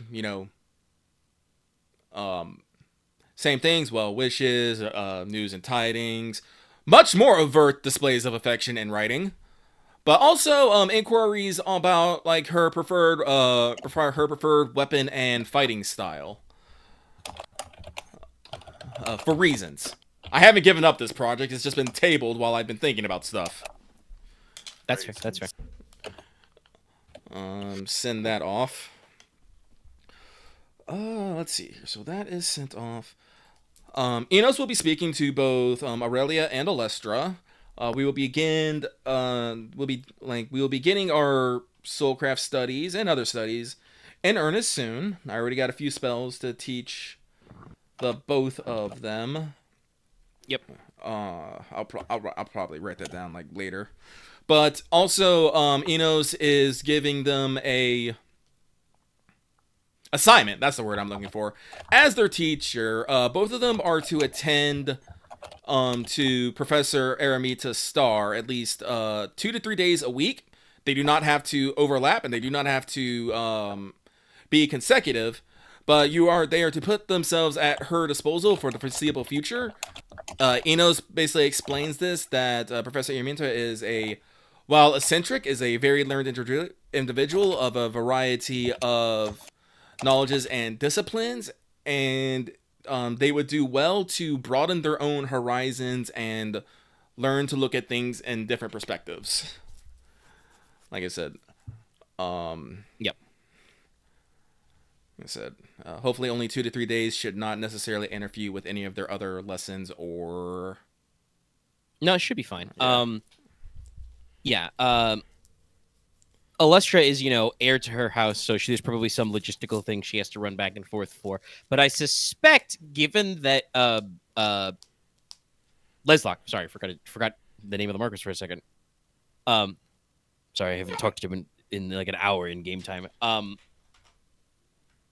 But given that Leslok pulled back Maximilian, and you had a big meeting, and you guys are working towards a major diplomatic envoy followed up by a major diplomatic event, major social function with Summer Court. Lord Gridarvol is probably not going back to his house for a couple of months. Perf. Because he is your head almoner, so he's part of your small council. He is a, head of a major household and a trusted bannerman. So other than like running back and forth to the Silver Tower to handle like any business that the Silver Tower side needs to do to prepare for your Fogvale trip, he is probably going to be in-house for a while. So any like lessons, practice, etc. that Alestra needs to do, as the up and coming heir can probably be handled as well. Mm-hmm. And as previously mentioned, Aurelia straight up doesn't have anything better to do with her time. You're still, she is effectively still just a student until the house decides that she isn't, and Leslok presumably showers her with some, titles and duties and stuff. Throws fistfuls of medals at her. Bam! So I'm just thinking of that one ability and recurring ability in Assassin's Creed where you just throw money on the floor and people show up. Swarm! I missed that. All right. But other than that, Inos probably does want to have a conversation with Konrad. I guess I woke him up. Okay. Yeah.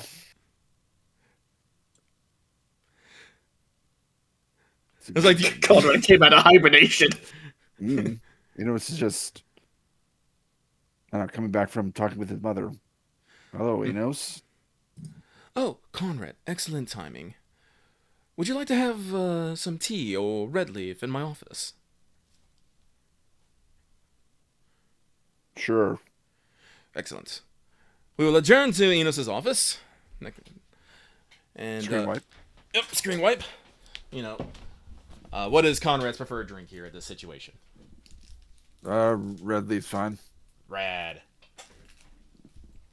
Enos does love some red leaf. So, pour some red leaf, sit it down, and take a moment to enjoy the drink before Enos get started.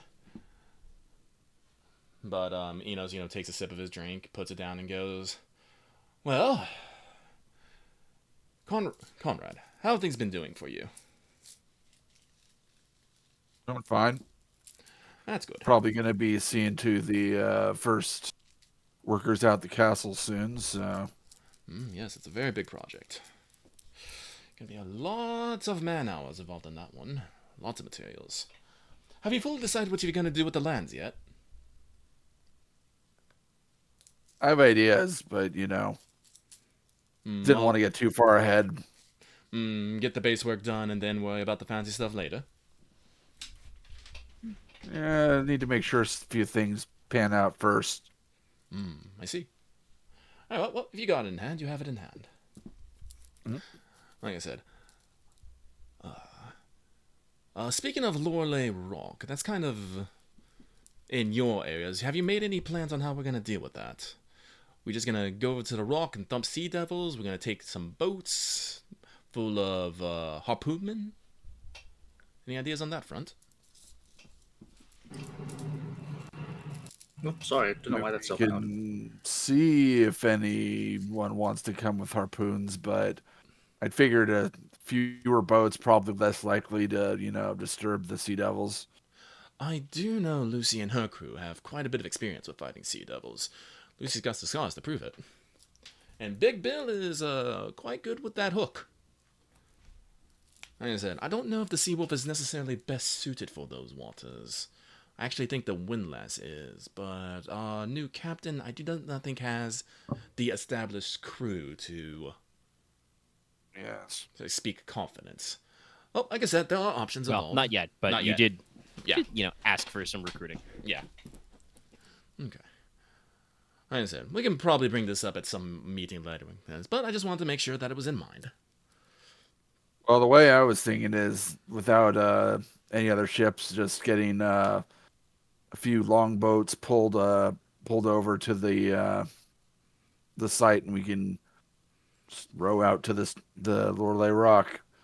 I'm sorry. Do we have what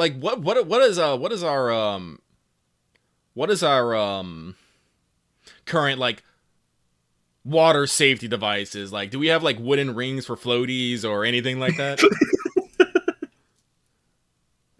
So you're just picturing iron demons who hate water, just always wear floaties. I think there's something, but I don't remember the actual specific. I don't know what's our our water cork. Cork. You want cork? A rope. Keep you afloat. No cork. It's probably like cork. Floats pretty well. I do like I don't remember like our ancient one. I remember like sometimes like if a man falls overboard, people just start like try to throw a rope at them. And I don't actually remember when we actually started getting like the rings and stuff involved. I'll look this up.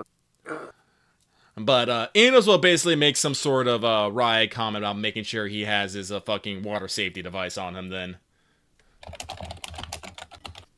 life preserver. Were cork jackets from like looking for his 87. water wings. Was that date on cork jackets? I'm back, by the way. I was listening to the whole conversation. Let's see here. The design was already an idea was kind of figured out by like the beginning of the 1800s, and then became commercialized a few years after that. So like 1804 to 1806. And then it became like a requirement in like the 1850s. Yeah, requirement. I know at least one. Well, no, I know at least one disaster where the owner of the boat sold all the cork out of the vests and replaced it with metal. Why? Trying to get them all killed? So the first cork life jacket was... Literally, there was a disaster where tons of women and children died because they put on the vest, jumped in the water, and then sank to the bottom. Like, very quickly. That is terrifying. I believe it was also because the ship caught fire. Cork is super old. There's a lot of trees it can be made from. Let me see. There's always some like miserable irony about ships catching fire. It is very funny, but there's nowhere to go. I found at least one source that says that the first cork life jacket was patented in the 1700s. 1765, by the way. That's around the times we're so that's older than America. Yeah. Wow. So, having a cork vest is probably not out of the question. Rad. I'd have to double check, like, where you guys might have to import the cork. Might have to get it from the Biden if they have any around, but they might all use them already. Tree. Import cork. Let's go. So that reference I made, it's the General Slocum. An estimated 1,021 out of 1,342 people died. Ugh. Fuck. It was the worst disaster until the Titanic. Oh, here we go. Yeah, let's see here. That's why you don't take away safety measures, people. Yeah. Anyways. On that dour note. Yeah. But on that dour note... So let's go out in the water and go to the... No. Like I said... Don't worry, guys. I just ate 10 minutes before I swam. Oh, no! My body is seizing. My hubris. No, I'm sorry. I'm just... well, Eno says that because he said longboats. I'm just all like, I don't know how well we can fight or how easy, like, getting... Especially if the Sea Devil's attacked. Well, I mean, I'm pretty sure your plan is not to have them come into the boat with you. It's like you're not gonna wriggle them out on the waves. I really hope that we're not out on the island at by dark. So, because I remember my brother talking about how they like to be out at night, or at least at dusk at dawn. Yeah, but I don't know if they're heavy sleepers. I mean, that depends on you guys. Well, I'll put them to sleep permanently. Oh, I know you will, Konrad. But regardless, you know me, I am just a overly cautious sort. Speaking of being overly cautious... But we can, of course, talk to Lady Essex, see if she wants to have the boat nearby. Again, I'm not sure if I remember correctly, I don't remember if the waters are particularly well suited for something more deep-killed like the sea wolf. The sea wolf is fine and is enchanted, but even enchantment doesn't stop your Neil from scraping on the sea bottom. That's true. Thank you, Omega. Did mention I wasn't talking about that close, but yeah. Let's see. Like I said, if nothing else, we might be able to get some of our boys to go ashore with us. Like I said, they are good fighting men. Well, things to bring up. In other less combative issues, I've been giving a lot of thought to the Atoll Club idea you had. I am in full agreement of it, and have already sent off a missive to Princess Estelle on her thoughts of the matter. While I am going to definitely do the thing where I beg for Mipson rather than ask permission, it is good to warn her, I guess is the better way. But I was actually thinking about this. When we were speaking to Professor Eremita earlier, she was mentioning a need for several facilities. A laboratory, which, our good doctor was very kind enough to give his old one in the castle, but also perhaps an art study and a lecture hall. I was thinking about it, we don't necessarily have those facilities all in one location where one can easily access them. We'd have to probably actually build them. I was actually considering this too. We really don't have any... Oh, how do I want to say this? Spaces of learning here in Teine. Not necessarily so grand as a college. We have one of those in Brenton, even if it is not the most illustrious. It is still there. But aside from, it's for a local learning rather than, it's not like, chemical college, where it pulls people from everywhere. It's very true. It gave me the idea originally of maybe starting some sort of institution of technologies, but unfortunately, such an undertaking would be way too grand to do at this time. We are already spread so thin. And so I think that if we maybe something to bring up after we get back from Keltasy. Yes, it's definitely something we should do probably next year or even the year after that. We don't know what the future may bring. But something I think that we can probably get started something a little bit more sooner than that is in tandem with the Star Club, we can start something of a scholarly society. Because the original intention of the Atoll Club is a place to be of social gathering and relaxation, where people can go to unwind, have a meal, spend time with their peers, and generally escape the pressures, for lack of a better word. That's why I liked it so much. And when we originally was maybe thinking about this, I was thinking about maybe adding some more Teine sensibilities to the Star Club branch here. Maybe adding some places for some scholarly and artistic pursuits. But with Professor Eremita showing up and other things, I think it actually would be quite fruitful if we were to basically make a second club. Another star, like a star society, or if we were to use maybe more knowledge. Oh, what did I say? It was like Stjerna? It was like Old Norse for star? Yeah, I think that's what you said. I forget exact word. Yeah, like a Stjerna society.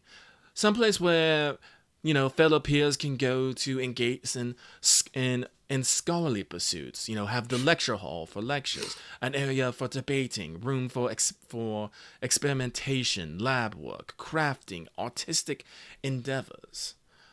It will not have necessarily the amenities of the Star Club, but you might be able to find resources there and facilities to pursue a more wider range of things than having to go necessarily to, specialized guilds and trades. Especially if we pander this society to more... I don't want to necessarily say noble patronage, but definitely people who are more inclined to the academics and the arts than... Well, no shit for than the common folk. This is one of those things where I remember, even though, I mean, as a modern person, have to remember that it's yes, there is kind of this class divide between common folk and nobility and stuff, and then sometimes it's hard to remember. It's wait, no, they are just the common folk. You could say it that way, yeah. I mean, Inos has the advantage of you're doing the stranger in a strange land shit, where you're not even from this culture, man. Yeah. Well, that's why he pauses. That's why he pauses with his words a lot as he thinks about them. Sounds like doable. I definitely agree with the second building because I would, considering some of the experiments and stuff I've seen both Nicola and Miss Star do, I don't think I'd want them in the same room where I'm trying to relax and drinks with friends. So, very true, Konrad. Well, like I said, it would be an undertaking, and while I am in favor of doing both, I do not necessarily think we need to do them at the same time. We should probably go out and try and figure out what exactly we want the Star Club to cover and what exactly we want the Star Society to cover. Like I said, for the Star Club, I do think it'd be best if we basically bought out some townhouses in Stonehearth and, bust down the walls, do a bit of renovation, and then, get the amenities set in and hire the staff. But I do want to know what would you think you would like best to have in the Star Club? If I recall correctly, the one in Lapclair had basically sitting rooms, libraries, a sort of common area, a training room. If I remember correctly, that was at the direct insistence of Paloma Espada. And basically a dine-in service. Would you be fine with just that, Konrad, or do you want to add anything more to it? well, as long as we're it has, it's obviously gonna have a bit more of a Norlish flair, which is fine. But I don't see any reason to change anything that is broken. All right. Well, we'll definitely add the Norlish flair. We'll be maybe later on we'll come up with something that we might need to do, but no, like I said, it will be sufficiently Norlish. Like I said, we'll use Norlish aesthetics, cuisines, decor. Like I said, no one will mistake it for the same one over in Lapclair. That is to be sure. But if you have nothing further to add to that, beer garden. Oh, a beer garden does sound lovely. Some townhouses do have yards. If we can get a few of them like that, we can actually have quite a lovely garden. Maybe where it's two buildings with the garden in between or something like that. Yeah, we'll find out. We'll see what the city has available. Yes, at some point we will probably have to go window shopping, for lack of a better word. But the last problem about this is the funding. As Princess Estelle mentioned, she had a group of investors help her with her project. Now, the question is, where are we going to get the funding for ours? Like I said, unfortunately, I am flat broke.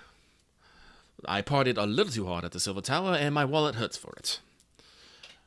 Like I said, I was hoping to cajole the Marquess into paying out that bounty for maybe some help, but it seems to have just, flown under the nest, so I don't feel necessarily too keen on bringing it up as if I was desperate for wealth or anything. It's like I will... You kind of understand, it'd be kind of odd my brother paying himself. It's very true. Like I said, so... But I still have a fair bit of money from our Lady White's gift. Pale Friend's gift. Ah, the good lady in white, yes. And it's just kind of sitting there doing nothing, so I have no problem using a chunk of it to help things along. Probably won't go the whole way, but... may I ask, out of character, how much is that chunk? 5. Well, 5. Oh, that actually might be enough. Hang on. Especially if we go, get used ones. Hang on. This is actually in the damn thing.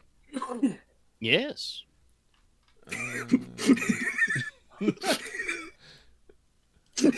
Damn it, I try to remember which terminal montage video it was. I'm just... Yes. Let's see. Pre-constructed I build think that's order. the Gigantamax Pokemon, because it's quoting a Simpsons bit. Yes, thank you. Townhouses, because... Aurora Borealis. Yeah, if we get a couple townhouses, that's 3 to 4, and then... Honestly, if we, spend all of it, we could probably get it done. Inos might be able to haggle some of it. Yeah, I think if we spend all of it and Inos gets a good haggling, I think we could fund the entire thing with that. I think. Should be able to, yeah. Doesn't go up to 5. Yeah. If I'm World 6, can I get enough? This is me just understanding how this works, because it's I know I probably shouldn't act on it, but I'm just actually curious. If I'm World 6, can I just bring another character up to World 4 or 5? If you bring a character up to wealth... Oh, sorry. Yeah. I think you're just going to say the thing I was going to say. But yeah, well, you say you're the book GM. does have a couple notes on this. Yes. So this is actually what happened for you to get Konrad. You can basically split your wealth. The way that works is that if you want to make sure that a person has enough wealth, to match, you can basically reduce your wealth by 1 to bring a person to your new wealth level. Oh, so, okay, that's kind of how we interacted it last there. Gotcha. Okay, there's not really a good way to like pay up lower than that, like just to carve it out. It's probably so you can't infinitely. I think in a sense there's for companies there's the wiggle room of like dipping into the company's coffers of like technically your treasure what 4 right now. Yeah. So like strictly speaking, anything of a treasure value of 3 or less is affordable to your company without reducing its treasure score permanently. So you could hypothetically just like pick a wealth level and pay out members of the party. The book warns against that because if you give the impression that you can use the company funds as your personal coin purse, other people in your company will start to expect that. So yeah, that's fair. So you should try to avoid that. Yeah, you got to be concerned about constantly doing that.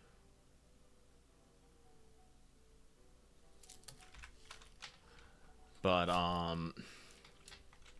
money's funny, buddy. Yeah, we could probably check out structures after we get back from the rock. Like I said, I do have a few errands to run in town. Like I said, I have to maintain communications with others. I'll look around, but I won't start looking particularly hard. But yes, we have an actionable plan then. Excellent. Yep. I think our departure time is mostly, well, we'll discuss it, I guess. Mm-hmm. Maybe over dinner tonight. Mm-hmm. Inos kind of looks to Konrad, looks to his drink, looks back to Konrad, and seems slightly uncomfortable. But, something else? Oh, you can... Inos, pauses for a moment as, he thinks about his words and is just like... Stare. Gee. With perception 5 and empathy 3.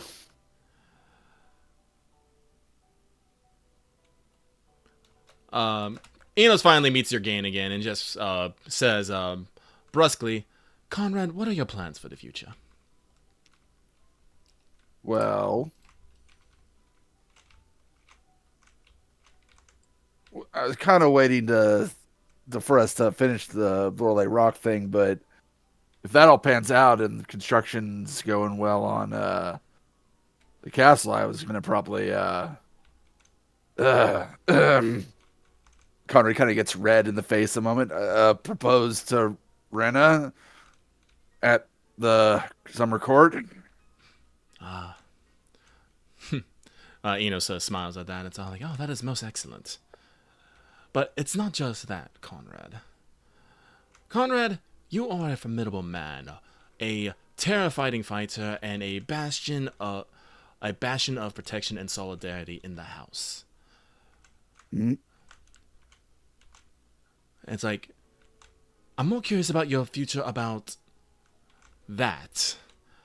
Like I said, like, I still see you seeking, the glory of combat, and I don't think I have literally ever seen you run from a fight. Well, I mean, I was going to get some of that out of my system, with the dueling tournament at Summer Court, and well, after that, autumn is the time for hunting. I do have an idea about that. Would you want to hear it now, or perhaps later? Are you going to be pitched? Is it something specific for me, or was it for all of us? Technically, it's all of us, but I recently had a talk with with Lady Maja. I'm not gonna say your mother because she's almost auntie. She's basically Auntie Maja to Maja. Auntie Maja, and it's about stuff. And I do think that we need to get. Oh, what's the good way to put this? Honor and glory under your belt. Like I said, you are probably your cousin. You're probably one of your brother's staunchest allies, but he has a lot of things laid at his feet, and you find yourself struggling. No, not struggling. Comparing yourself, I feel sometimes to him, and what he does. Yeah, I mean sometimes I don't think I do it nearly as much as I used to, but no, you. Konrad, I know you. You do not always say much, but you think long and you think deep. But still, you're an important member of this family, and I want things to be represented as such. And it's like, I was actually wondering if maybe you should see about taking over the Huntmaster position from Lady Gladwin when she retires, as I think you'd be an excellent fit for that. But I don't know what her intention for maybe her own heir is. Matthias does seem a formidable lad, but he seems just as happy cooking as he does wrestling. yeah, I mean, I feel it's slightly bad form to think too much about what position I might get once someone retires. He says that in like a very level tone, which suggests that retiring at least sometimes means death. That's true. Inos, kind of in that back. It's all like, it's true, but one should always be aware of potential future goals they can aim for. I was started thinking about and putting into effect getting some of my own men, woodsmen, warriors, good at the wilds, good at sneaking like me, and maybe saying some sort of like rangers type thing. Well, because like the lamplighters are good at what they do, but like they are much more defensive focused. But actually, this is actually somewhat interesting because this does actually somewhat play into my idea.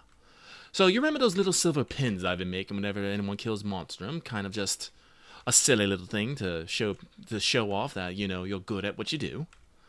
What if we actually adopted a more formal system for that? Like, I think I've mentioned around here and there that fall is definitely going to be our monster hunting tide. One of the problems that we've had over the past years is a rise of monstrum attacks. So what I think we should do is actually codify the hunters and those willing to, hunt monstrums in some sort of, I don't want to say a chivalric order, but probably an order of merit. Something akin to what Nicola has. You know how he has that Enos kind of scoffs, got that order of merit from the order of gallantry. Do something of that. Definitely rolls his eyes with that mention of it also. It's like, do something of that, but with hunters hunting monstrum. Basically, what I would like for, honestly, I would like for you to put it forward as honestly, I think you would probably be much more suited for organizing it, is basically this fall, maybe like as we're like on our way up to Crag or whatnot, basically put forth not necessarily, I don't know if a hunting tournament or an event, so I'm not entirely sure what the best word for this is, put together an event where people gather to hunt monstrum, and those who get the biggest and the best, or the most dangerous, are awarded, a title within the, Order of the Broken Fang. I don't actually have a good name for it. With, with the honors and privileges that come along with it. It's something to incentivize people to, keep honing their skills, would help keep monstrum down, and recognize those who put their lives on the line to keep the rest of us safe. We can definitely do something. I want to give some thought about that because while something about, I don't know, hunting For the sport? monstrum for money doesn't sit right. Or even just like, because it's Sport. one of our duties for the Covenant. I'm not saying like we can't have prizes and stuff. I just am afraid it will bring in those not ready to challenge the monstrum. Well, I'm gonna be honest, Konrad. Has anyone ever really ready to challenge the monstrum? Monstrum hunters. First time, you're probably right. Like I said, I think by making it more public and incentivizing, hell, actually, once we get the order going, we could actually probably start getting people to train others in monstrum hunting. Like I said, it is something that I've been thinking about, but it is for the fall. We have the all of summer to get through. But I would like for definitely think about it. Yes, but in the end, I definitely would like it for you to be the one to bring it up. That's all. I think this would be a tidy notch in your belt, especially if you were also heading up said order of merit. Speaking all right, of teaching, well, give me some. There is an esoteric about monster hunting. Yes. Yeah. Tasty. But I can say that I will think about it and I'll bring it up with my input in the first for once summer comes, but before the court. Mm-hmm. Indeed.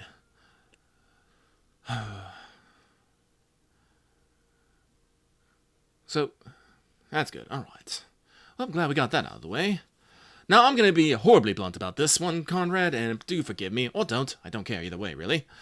Are you going to keep doing the Wargman thing? So you falling out of his chair. I mean, I feel like you would now be kind of stepping on Logesh's toes with his rank. Also, God, I hate them so much sometimes. Is that what they were keeping it in the whole trip to the Fog Veil? I think so. I believe. Well, to be honest, this was actually probably. Well, actually, no. Inos will look left, look right, look left. Actually, no. This was entirely my fault. Yes. Well, yes, no. I tried having a talk with Logesh about his goals, and we got in a bit of a tiff. So I basically called him out on himself, and then immediately... That would explain what I noticed then, okay. Yes. Then I went to the Marquess and told him that Logesh would probably be best as a Justiciar and stuff. So we have just seen the culmination of that. Don't tell Logesh, though. I think he would be peeved if he realized that his new job was also at my hands. Don't worry, I don't think I'll even tell. Inos in cuffs for crimes of manipulating the state. Lucky, at some point you should read the comment I left on Inos in the Dramatis Persona. Oh, hang on one second. The meta commentary. I feel like all of these political games are happening. Nicola's just like, I need a fucking vacation, man. Nicola's just inventing the tiki drink in the background. Seriously. At least you're understanding. There's some orange juice and alcohol. Maybe I put them together. A screwdriver. But, yes, I mixed the water of life with the fruit of life, and now I have a cocktail. Double life? Double life? Life times two? Times two? The only way I can figure it out is by drinking them all. And I call it the Mamango. Mamango. I am slightly still giggling internally over just a mega dying in the background. Yeah, that was Yeah, I great. stood up to stretch, and then you hit me. I wasn't expecting it. It's all like, but Inos,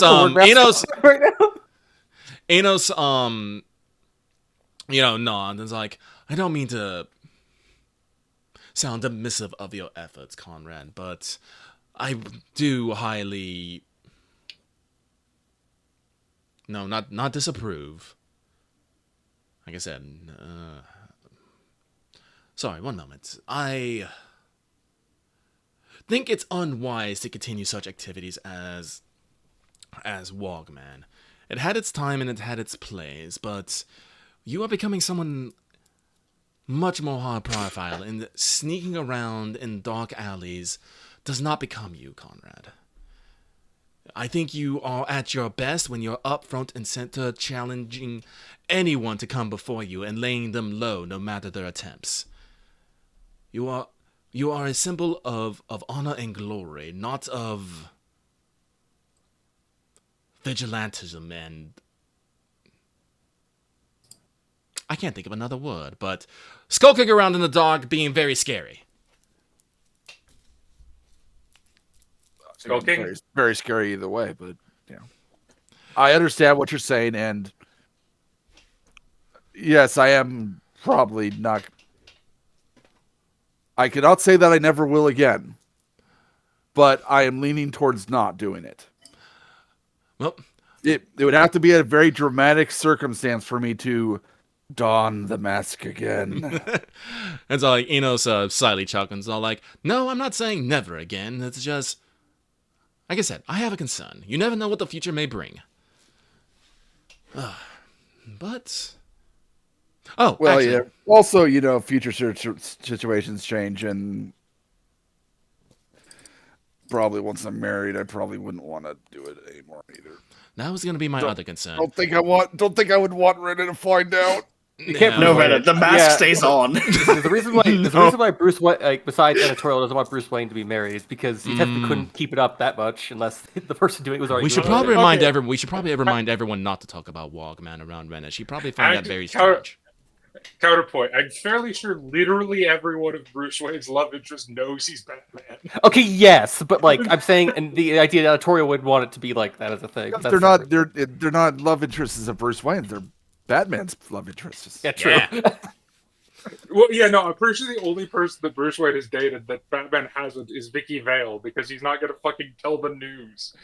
How did he know he was lying? I don't call myself Bruce Wayne. I remember that. That was actually Batman Beyond when fucking Scarecrow was fucking yeah. Like, I remember that, and when Terry was like, how did you know? When old man Bruce is like, I don't call myself Bruce. I was like, yeah. That's just one of those things that just lives in my mind forever. I mean, it's a good line, but I don't necessarily agree with it. My always favorite would be, "Who are you? You murdered my father. Do you have any idea how little that narrows it down?" No, that is the best line.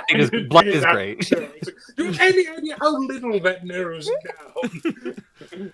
But do you want to screen wipe to planning Lorelei Rock now? Oh, one last thing. No, Inos Okay. asked, what are your plans for proposing to Rena? I hadn't figured that out yet. I know I can't compare it to my brother with Nerissa, but I would like it to at least stand out a little bit.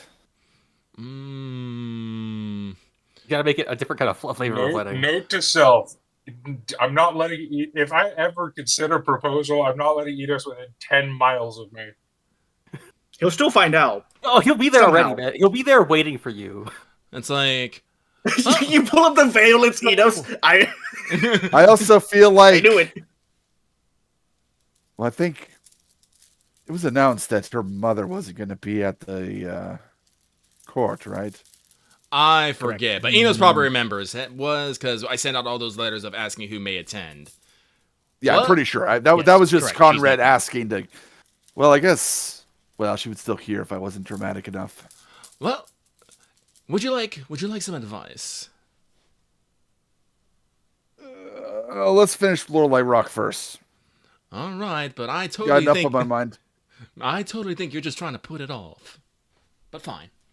Yes. He's not lying about that. But wait. I think I've taken up enough of your time. Inos kind of pauses and, looks at Konrad sincerely. It's like, thank you for taking the time to talk with me, Konrad. No problem. And then the bear hug comes in. Ah! And hug. You should have expected this. Inos, do a body check. Body check! So before we do the Lorelei Rock meeting, I actually have business with Inos. Oh no! My bones! Is the and business also, that I all think his bones are crushed? It wasn't originally, but it might be now. Honestly, I guess that'd be an endurance check. Do you have any points in endurance? I think I have one. Nicola, emergency. No. There's rules about posing. His bones have turned to goop. Not endurance. It's figure. Oh, is it bigger? No, I'm joking. It's like figure. It's like because you're dead. You have to recover from death. But no, yes, no, actually, Inos will go find Nicola because he needs an ointment. I have a bruise now. That's fair. But I also technically owe you. Strangely hug-shaped. I also technically owe you an alchemy roll. Yes. So I want to do that for you. Let me do Let me it for pull you. up because I also want to refresh mine. So I'm going to do these before we go to Lorelei Rock. Well, honestly, we Spoiler, won't. we'll need at least 2 days. Well, we have 2 days, I think. But in the modern conversation, off camera, Inos is taking up some of Araminda's time, asking her about dead languages and probably also some of the stuff with Alestra and Aurelia. So yeah, you get a couple days. But Couple of days. well, we do meet up. I don't think we necessarily have to role play it out if you don't want to. But Inos would be curious what gifts you want made for the twin, because that was part of the deal. You make the alchemy item until you make Inos gets a perfect one. But I'm on the hook for a Inos tier fucking gift. Yeah. For each of the twins, but and it was not. I think the exact specification was not necessarily like the tier of what you did in like for the amulet and stuff, where it was like a fucking like country treasure thing, but like fancy and good. Yeah, no. But like I said, Inos is curious if you have any ideas of what you want that to be. I'm leaning towards. I'm not sure what to get for. Because I think what are those? A brooch would work well for. My brain is cooked. Cooped. You coop brain? Good brain! Sorry, I'm doing like 5 things at once right now. I totally missed the Final Fantasy 14 red alert because I was busy role playing. Oh no. But yeah, a brooch would work for why can't I remember her name? Why can't I find her name? Pull up the dramatic persona. Oh right, it's in a separate document. Okay. It's Aquila. It's because Aquila, yeah. Aquila, I think a brooch would work well. I'm trying to think of one for Oster. I kept wanting to say austere, but I knew that was not right. No, it's definitely Auster as in Australia without the stria. No, and it's Aquila Southwind. As in tequila. I thought it was Aquila. I mean, I think you can say it both ways, but it's definitely Aquila as in eagle. Oh, yeah, okay. It's. I was joking about the tequila. Some people pronounce it Aquila, but I think thought. Aquila is more Aquila. Okay. more like Hispanic. Yeah, because I always associate them with like, not necessarily Spanish, but definitely Mediterranean. Yes, that is the. I always thought more Islas, Greek so. personally, but that was just vibe. It's then comes a combination of I'm pretty sure Iberian, Italian, and Greek. So yeah. So definitely Mediterranean. Spanish and modern Italian are both Romance languages because they're both Yeah, no, that's what so. I was thinking. I was thinking like Romance languages in general. Something, yes, saying something Latinate is not wrong. Yeah, which is also very Mediterranean. For Austria, I have to think, but for Aquila, I definitely think a brooch would work because I believe she has the post she's at a naval captaincy post right now. Lieutenant. I'm looking at it right now. They're both lieutenants. Or, actually, no, I think we decided you guys don't want to try and remember to pronounce it lieutenant. I can say lieutenant, but you're right. You have it. Wait, actually, is lieutenant spelled the same way as lieutenant? Lieutenant is spelled identically. It is. The British are madmen. Yes, it's written the same way, but they pronounce it lieutenant in British English. You know, it is one of the few times that whenever a British person argues with me and is like, American pronunciation just make no sense. I'm just like, explain lieutenant. Explain lieutenant, just please. Actually, did we? And honestly, I'd have to double check. It may just be that they decided to say it lieutenant because they don't want to say it the same way as the French. I actually think they might have sounds something. British. But because lieutenant is definitely a French word first, and it's got a couple different. For instance, it's like Leutnant in German. Yeah, I think a nice brooch would look good.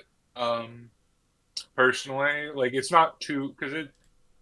From what I remember from Aquila, she's not necessarily the like full jewelry type, but I don't know. I think brooches are just like kind of universally good. Do you have an idea of like brooches, clasps, pendants, etc.? I actually had that written. It's funny. I didn't have what I wanted written down, but I did have the designs written down. Okay, well, as long as because with Aquila, ironically, because I didn't actually know her name meant eagle, but I wanted a sapphire, or not necessarily sapphire, but a blue gem. I don't know what's more prevalently available in.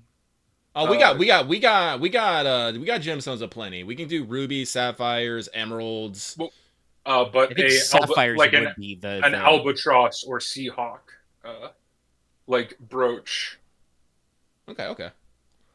And then Oster would be something with a rose. Because I keep calling him that. I mean, I know it's very basic, but you are a land rich in volcanic gemstones. Rubies and sapphires would be very easy to work with. Yeah. Okay, then definitely be rubies for Oster and sapphires for Aquila. Okay. Do you want like big prominent gemstones? Do you want them just to be kind of like? Very more subtle because they would not like giant ostentatious jewelry. Okay, I want them to be worn. Okay, but I'm down. So I'm gonna say So probably like some very striking work in the actual. Well, actually, do you want them made out of silver or gold? Definitely silver, because it is our. I am giving something of us to them. Mm-hmm. So. All right, so we're gonna have to do silver. And yeah, actually, now that I'm thinking about it, probably a brooch would work better for Oster just because it is the rose, so a rose would work better as a brooch. Probably, and then maybe a pendant for Aquila. We can do that. Yeah, but regardless, you wanted an umbral elemental, right? Well, yeah. You basically just got to make the trinket and then give it to me, and then I will roll your roll. And if how do I make the trinket? You just make the roll, and it takes you roll it now, and then it can be rolled later. Oh wait, isn't it days though? I forget. Actually, we might not be able to do it right now. I just realized. Let me double check. I've already got my book open. While I'm doing that, I will say, if you're thinking about talking about materials and stuff about like, trying to bring us to them, never forget the humble electrum. True. Silver and gold alloys. I don't think we really messed with that. Yeah, no. We could probably do that too, if needed. That's true. No, that would be that more... has kind of the Primemental 8 hours. Because, But the pastime, but I don't know how trinkets work. Trinkets are in the back, I believe. Splendid things occur. Yes, here we go. I don't have my book open. I should probably fix that.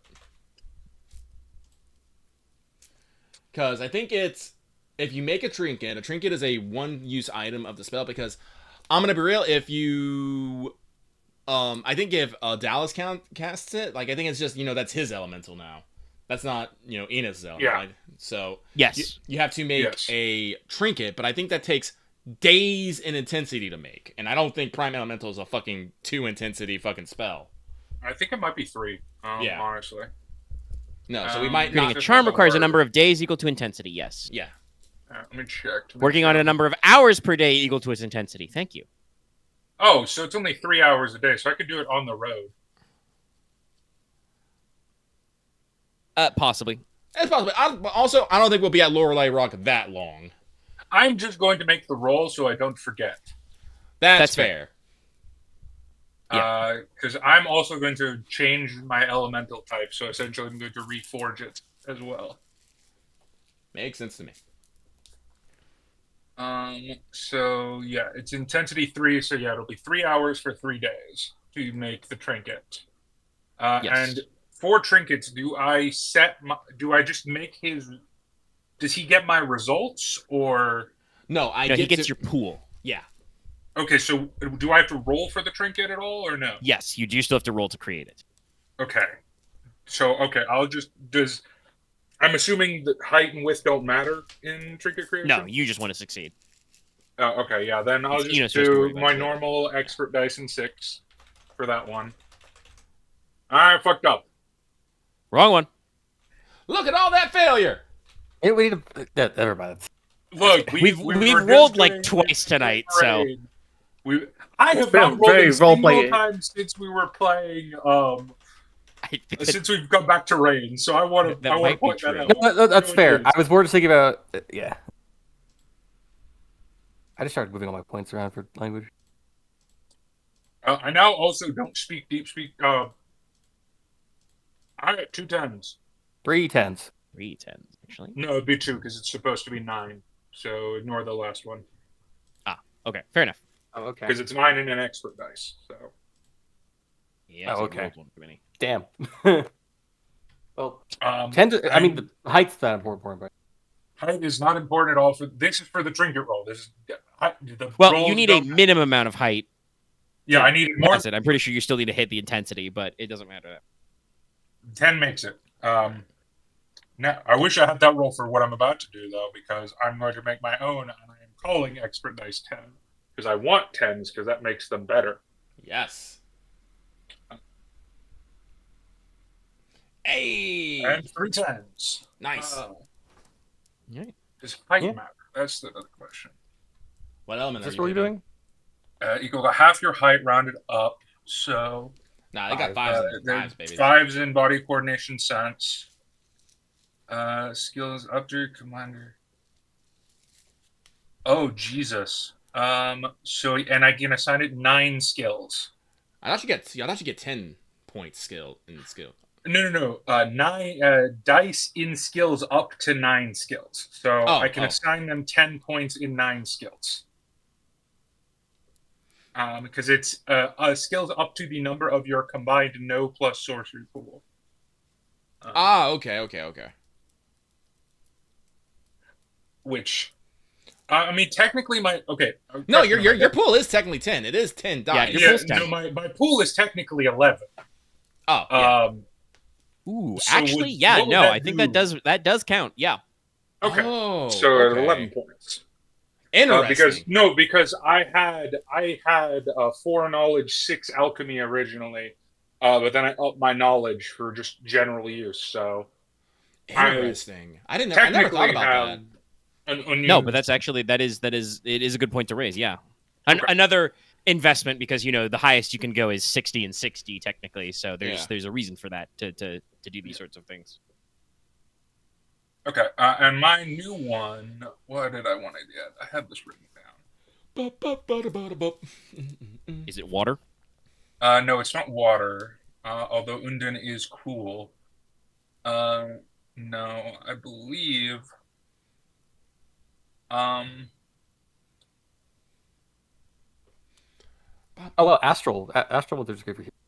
I don't think we have Astral. Astral is very bad because I'm a stealthy character. I don't want to be hit, and it's a giant fucking torch. Oh, we do have Astral. Astral is Lumen. Aether. We don't have Aether. Yeah, Aether we do not It's have. raw Aether that's not, because it's, Yeah. That's I remember we didn't have one of them, and I just... Unmatter. I believe I wanted to create a Salament. Fire! Ah. Hot fire! It gives me bonuses to my expert cooking. I was more thinking about the astral being like something you just have around for like other purposes and not just like... He's working for him. Yeah, I think Salamander is the first one, yes. Armor attacks deal waste shock, +1d in all expert roles where flame is involved, which includes blacksmithing or cooking or anything. Charcoal Have burning. any of y'all watched Doctor Who? Yeah. Yeah. Because I'm imagining this as an Ignin, if you've ever seen those things. Oh, we're not going with the Did you see flame ancient after Rome that? Did you see the the ancient Rome episode? I have not. Oh, a long time ago. Yeah, there were these fire aliens that lived in the planet. Oh, hold on, let me see. I guess They're similar to Flame Artronox, except they're more generic, less sexy lady. I just gotta find it because it's like... It's been a while, and I'm not even sure if I'm thinking of the right Ancient Rome episode. That is true. I did not help with a Ancient Rome episode. It's like because I know there's a Pompeii episode, but I'm like, is that it's the Pompeii episode? Yeah, no, the Pompeii episode. Yeah, that was Fires of Pompeii. That was certainly an episode. Fun fact: technically, the first appearance of the 12th Doctor as just a random dude. Huh. Caecilius, I believe, was his name.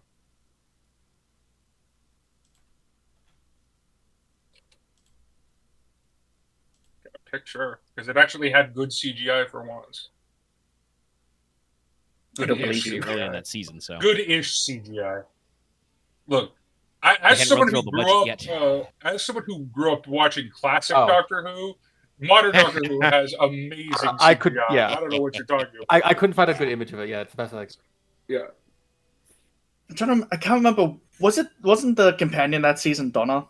Yes, who's my one of my favorite companions because she just bitches out the Doctor every 10 minutes. It's like, what the hell are you doing? She was never wrong in those cases. No, she's not. But I love feisty companions. It's my preferred. It's like, no, stop it, you giant spaceman. What are you doing? Anyway, before we get lost in the source of the Who. So a fiery boy, but kind of like with an outer skin that's a little charcoaly. Got some cool tones to hold together his brightness. Probably volcanic, just because I feel like that's appropriate there based on where something born from the mountain. Yeah. I mean, so it says you need ingredients of the appropriate elemental affinity. So yeah, if you wanted to use, I probably pumice, literally used pumice or ignis rock. I know that Conti handed you guys some pumice stones from his trips. Also, fun, not relevant right now because it's summer, but in future, remember, standing within 5 feet of a salamander means you don't suffer ill effects from the cold. Yeah, that might come up actually. He's portable literally heater. warm. I figure that's also pretty good for where we are. I'll figure out the skills later. When we have to deliver cargo up the fucking mountain, that'll come in very handy. Or just winter in general. Because winter is also pretty cold here. It does snow a lot. Oh, okay, warm. we've been going Nice for almost 2.5. So oh shit! I think it's strategy. No, it's been good. It's just I think if we want to make sure we're Lorelei rocking, because guess what? There'll be some exposition. Yeah, we'll get there. There'll be some mysteries to uncover. We probably want to start the team meeting on how we want to tackle that one. Yeah. Righto. Yeah. Basically, I want to say about transit. First of all, you already requested the Windless to, patrol that area once recruitment was done. And we can be a little hand wavy, and because I don't think they have an extensive multi-day interview process. Let's put it that way. So with Omega Naitana at the helm, she's pretty fast. So the Windless can start operating off your southern coast within this couple of days. Yes, Dennis.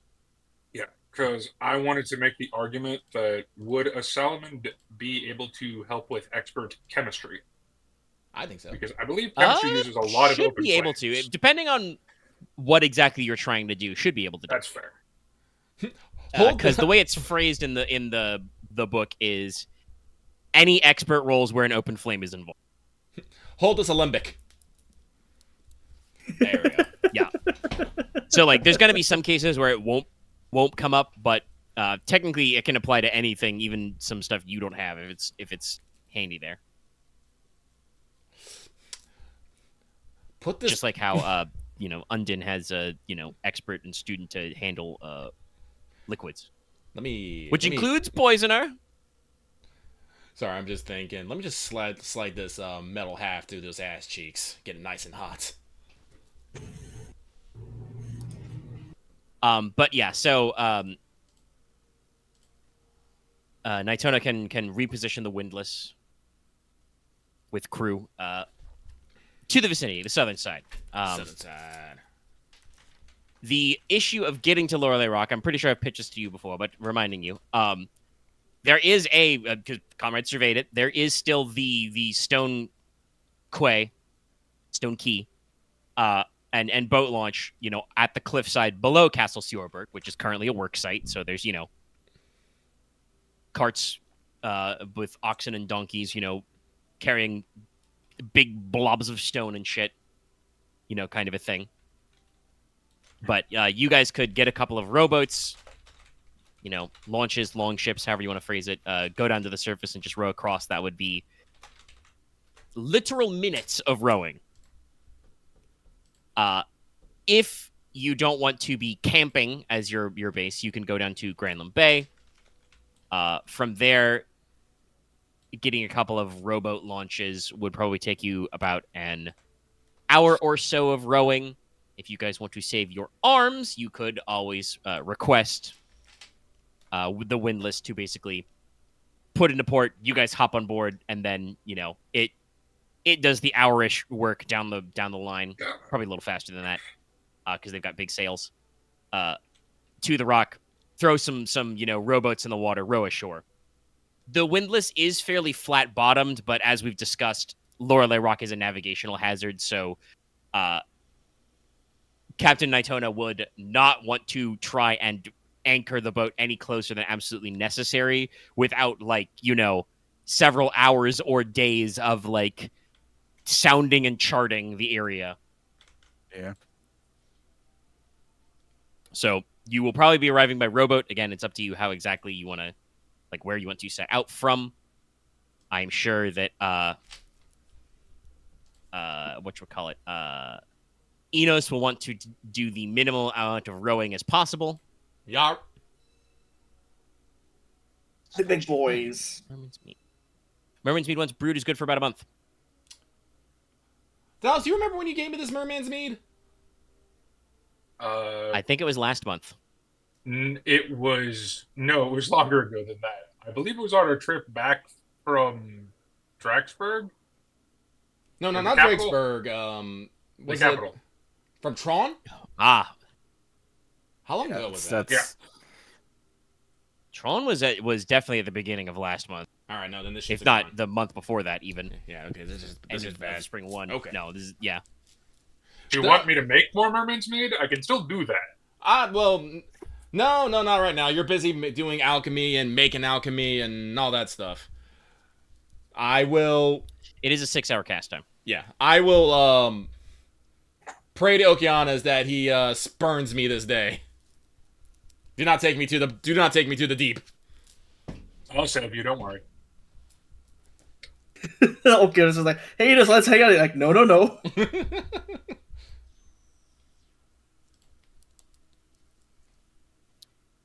But, like I said, you guys talked about doing some sitting and planning. Is there any sitting and planning you want to do? Do you guys want me to fucking say, you're on a rowboat? Do we want to take men? Well, if we go with the windlass and the windlass has a crew, if we make sure if some of the crew is capable of fighting sea devils, I'm not gonna say we're gonna run into sea devils, but I'm pretty sure there's gonna be fucking sea devils. Those are an element of this. This is an active. This is not. It's and not. If they happen, it's when. And it's one of those things. I'm gonna be real, Konrad. You probably don't want a nest of sea devils just hanging out on a rock across the street from you. No. So we're probably gonna have to clear out those caves somehow. We could go fight them all ourselves. We could probably do that. But we could also have backup. I don't know. What do you guys? You guys want to, handle this on our own and not have to worry about the logistics of quote unquote other dudes? Or do we want to bring fucking meat shields? Because that's kind of what they are. I was kind of looking.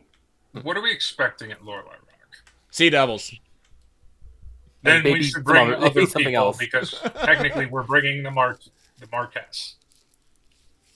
I also think that if we get any sea devils to Rotor, we need someone to let people to fucking harpoon the ones that treat we're probably a small contingent or large contingent depending on what you guys want to do of lamplighters. Rowboat wise, unless you guys want to start, bringing in lots of rowboats, you can probably only fill about, a dozen or so men. Because obviously you're going. Yeah, that a dozen or so men will probably be okay. Like I said, because it's going to be us, fucking Everhelm. Do we have any lamplighters? Yep. I guess we just grab all lamplighters we know that are known for doing stuff. We don't have to grab lamplighters. We can grab fighting men from the windlass. Probably actually be better on the water. Fair. Than lamplighters. I believe it was discussed last time that for the windlass you wanted to pay special attention to finding some fighting men to make sure she had a contingent of Marines, basically. Yes. No, you can easily get a detachment of a dozen or so guys there. Cool. And this is actually a good point, just logistically. Technically, you wouldn't have to make this decision now, but it's good to think about. So, basically, there's 2 levels to this.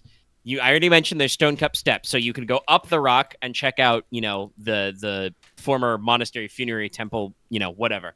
That's all exposition. And then there are the sea caves. The sea caves, that's got the sparklies and the big red exclamation point on. When you go to the caves, that's a thing. A danger thing. Maybe we shoot the temple So you first. should not be prepared. You don't want to go in the sea caves unless you're ready for happy, fun, hitty time. Just look at the sea caves. Why is there a fog wall in front of it? Yeah, basically. Why is there a duty list? If you guys do want to go up to the monastery first, what we would probably do then is leave a dozen guys on the shore with the boats, lamps, campfires, etc., to make sure that the beach is still secure and that you have space to come back. Yeah. That'd probably be good. Yes, no, because, yes, we should probably go check out the monastery. Be all like, yes, Tomb of Silliman, tell me your secrets. And then go down and be like, then go walk down the stairs a la Moon Knight and be like, yo, Sea Devils, I know you got my money, give it.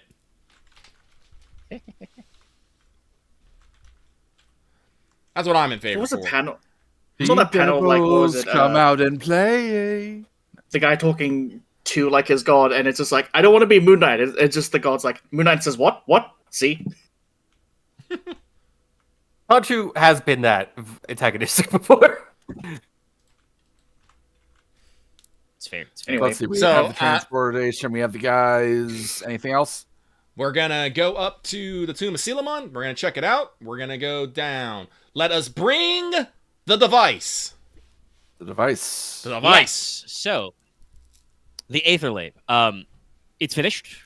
Woo! You guys are waiting for it to be finished. So basically, Enemita will run you through its process. She's perfectly happy to come along the ship to observe, but would prefer if you did not, sally her forth to fight the forces of darkness. Of course. You should consider other NPCs you may want to bring, though. Inos said, yes, Everhelm Ferran will definitely be coming with you because he is the he has to be captain, there. so. Yeah, that's no. I expect him to correct. be there.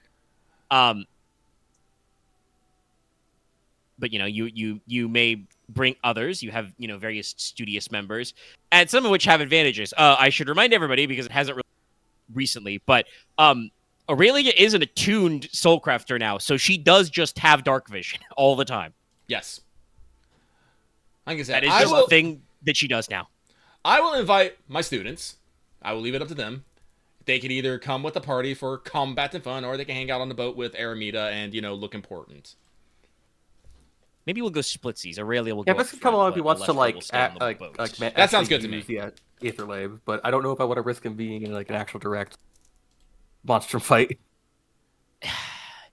Again, Keva's Verity is probably like it's kind of a reverse situation. He's obviously down to clown to draw guns and fight monsters, but he is here as a representative of his house. He's supposed to be cleaning out and refurbishing their manor. So he'll go on the boat to observe, diplomatically, but should not come ashore.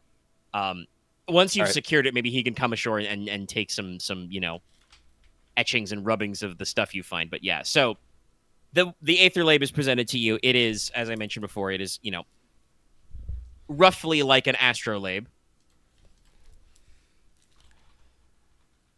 Which if you don't know a lot about them, is the cool round thing that sailors use. Which one of us should be holding on to this? You? It really depends Mr. on the utility. This is an actual astrolabe, by the way. That's cool. It's like palm size, or is it like the size of my like? That's a dinner plate size, my dude. These things are big. Oh, dinner plate. Yeah. Oh, okay. Yeah. The Aether Lab is cool. probably I don't know if I would say dinner plate sized, but the intent is that you would probably use it cupped in two hands. Maybe more like a saucer size, but yeah, no, they're or you would like hold it up by because it has like you can see here, it's got like a chain or a belt loop. You would like hold it up by one loop and adjust it with the other hand, because that's the thing, right? You see all these wheels and dials on a normal astrolabe; those all move. The way the astrolabe works is you basically hold it up to the horizon or whatever else is your reference point, and adjust it until you start to make the stars line up for the correct, time of year and your latitude and longitude. I assume Professor Star would explain how I will use this to like detect differences. Yes. So the Aether Lab, as previously described, but I will recur to you, is a little different than a normal astrolabe. The body of it is made of electrum. It has several needles and dials set into it, made of various materials. The outer several rings, which can be adjusted, do not necessarily reference just constellations. While they do reference the celestial houses and the major constellations, they also have spots for the 7 prime stars and notes for each 9 elements of creation. The motherboard of like enameled glass and inlaid elements is not referencing other asterisms or constellations in the sky, but instead seems to have esoteric, designs that do not necessarily trace. But basically the way she says it to you is that when you've got it configured correctly, and she, walks you through the basic configuration, what will happen is that the dials and needles will move and pull towards, areas of the appropriate Aether activity. And yes, she probably does say in theory to a couple of these things. She's tested it a little. And in fact, actually, I should say, because mechanically, basically, using the Aether Lab is a eerie roll. You get a +1d for an equipment bonus, because it is interpreting what is normally just kind of like a vague passive sense into like, well, we have this device that has like notches and dials on it. If it takes me over 10, I assume it's more of just having the right tool is more just a contextual thing. Yes, it would remove penalties, for instance, counteract penalties. It is not exactly the same as having the inner listening esoteric discipline, but regardless of the bonus die, if you are using the Aether Lab with an eerie roll, it gives you additional like directional information. It can tell you where areas of activity are basically stronger or weaker. It can be adjusted for various uses. How Aramita has primarily set it up is to respond to intense ambient aether, the kind of thing that should be present in ley lines and places of power and other Nexus nodes. How she does demonstrate this is, funnily enough, we've talked about this, but your party actually has a very good demonstrator of this. It's Leslok. He's creepy. He's eepy. He's eerie all the time. I think I naturally have a pulse of aura around me, of aether. Yeah. So basically, Aramita explains that to the Aetherlabe, attuned sorcerers are kind of like moving nodes. An individual person is not large enough concentration of power that, like, if you're already in a ley line or some other area of ambient energy, they are like would be lost in the background noise, basically. But first of all, she dials it in, and you guys can roll Eerie to double check. But she demonstrates that Stonehearth itself is not a particularly stronger than normal sense of ambient etheric energy. The needles and dials kind of not randomly, but kind of like sway back and forth, right? Kind of like you'd expect from a magnetized compass needle if you're walking around, right? I'm sorry, it has no strong feelings either way. Yes. Kind of shifts back and forth, rotates a little, if you leave it like perfectly flat in your hand, it probably like settles to just kind of a vague sense. Which, just for shits and giggles, we'll say the vague northward directionality it decides to lock onto is probably Fjaliv, the Mountain of Life, because that is roughly due north of Stonehearth. You could see it from outside, so it aims towards the strongest source. Yeah. But if you adjust it correctly and hold it close to Leslok, it probably does do some amount of a couple of the needles and dials probably like orient to aim towards him, and it would respond with the appropriate symbols that would probably lean you towards the sense of a Veiler, like which pretty sure one of the houses should be associated with Sylvanas.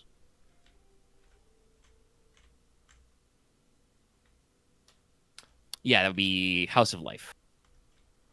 Wife. Constellation of the Shepherd. So Alrighty. like that corresponding astrological dial probably like rotates so that it's at the forefront and sort of thing. So yes, it does work, and basically when using it, you get a bonus to Eerie, and it would give you additional Eerie information. Yay. Sorry, there was a car going by really fast. But yeah, sorry, the device. My phone picks that up. Not phone. My things picked that up really well for some reason. All right, cool. And if anybody is wondering, one, because I like those books, but also because it is kind of the closest equivalent of it. The description of this thing and how you're supposed to interpret it is supposed to be very similar to the alethiometer from his Dark Materials, the Golden Compass. Oh, interesting. If anybody's read those books, I never got far enough in those books. I like them, but it's a good reference for the people at home. But yes, so you have the device. It's at least you 5. Sorry, the game of counting how many people are in the VC. You're taking Everhelm. You're taking Aurelia. Any other NPCs you want to make sure to bring alongs? I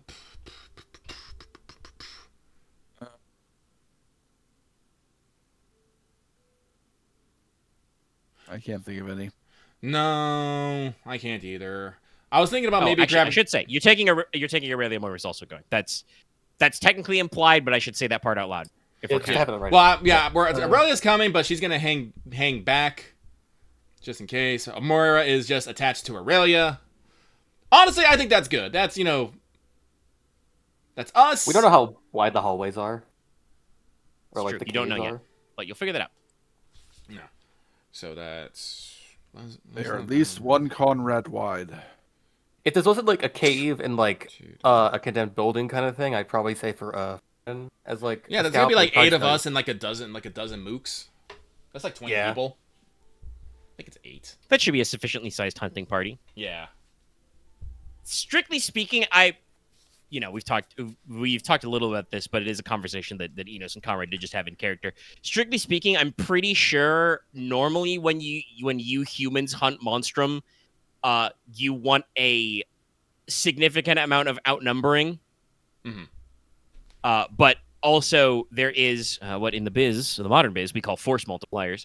That's Konrad right now. There are, tactics, strategies, equipment, environmental conditions you can do that can even that out so you can fight on even playing field. You never want to go 1v1 with a monster if you can help it, just because it's not a great, position to be in. Yeah. How bad is hearing? But we'll ignore hearing damage. Fighting, like a single warg, 2-1 can be okay if the 2-1 are, armed correctly. Usually, you probably prefer a 5-1 or 10-1 type beat, though. Yeah, we're gonna. But you got 20 guys, so you'll figure it out. Yeah, let me just double check. You also have a shitload of sorcerers with you. I can detect monstrum. Technically, it just takes a bit. Note: Konrad is not bringing his gun with him. Well, it's still on the boat, actually. That would be bad. Honestly, you know what? Yeah. Honestly, I should just sell this fucking arquebus I have. I need money. You could do that. You roll I brought mine if we I brought mine for if we had something encountered on the boat, but I'll probably leave it on the boat. I'm seeing if I can sell my fucking arquebus for more than it's worth, even though it's used, because I'm totally gonna fucking scam somebody. I mean, it's made of Logi steel. It's high quality. 7s? 2 7s. Yeah, that's pretty good. I think an It's arquebus. not the What's the normal value of an arquebus? 3? I'll double check. I want to say. Let me double check. Yeah, you can buy it for 3 wealth. It's 3. Yeah. What's your current wealth? 2. You go to 3. Good job. Good job. Make a little, little video game CRPG sound from coins. Just ching, ching. Okay, with that though, I think I can finally buy materials to buy jewelry, so I can make better jewelry and then sell that, which I will do later. Ah, yes, the market board, capitalism. Economics. Yeah. Well, unfortunately, You got that eventually. Onyx is now missing his gun. He was gonna do military drills with it, like a proper military horse. He was on his way to becoming a diplomat. Horse with a gun. Let's Aurelia will probably bring her pepper box just in case, but also that's hey, how to become a toad? She spent a number of hours meditating under the ground. She knows better than many people how not good that is. I have ear protection, but yeah, Leslok just has both his pepper boxes as a symbol of who. Note also, Konrad is wearing his light armor. You don't need ear protection for bows. That reminds me. You just need draw distance. Yeah, not wearing no metal armor when we can possibly go in the water. I have beeswax plugs. Omega, that's why I have wind-seeking arrow. That's true. Suddenly, my bow becomes a sniper rifle. You could have some beeswax for ear bugs, but you wouldn't. Oh no, it's gonna echo as fucking hell. So it's the point is, Leslok is always gonna bring his pepper box just as a personal symbology. Well, yeah, one of your pepper boxes is your father's. It's a much like your murder knife. It's an ancestral item. It's plot significant. They've both been detailed to have I would be concerned if you said you were leaving it somewhere. I would be oh shit. And I have my own as a pair to that's a personal thing. Cool guy. Yeah.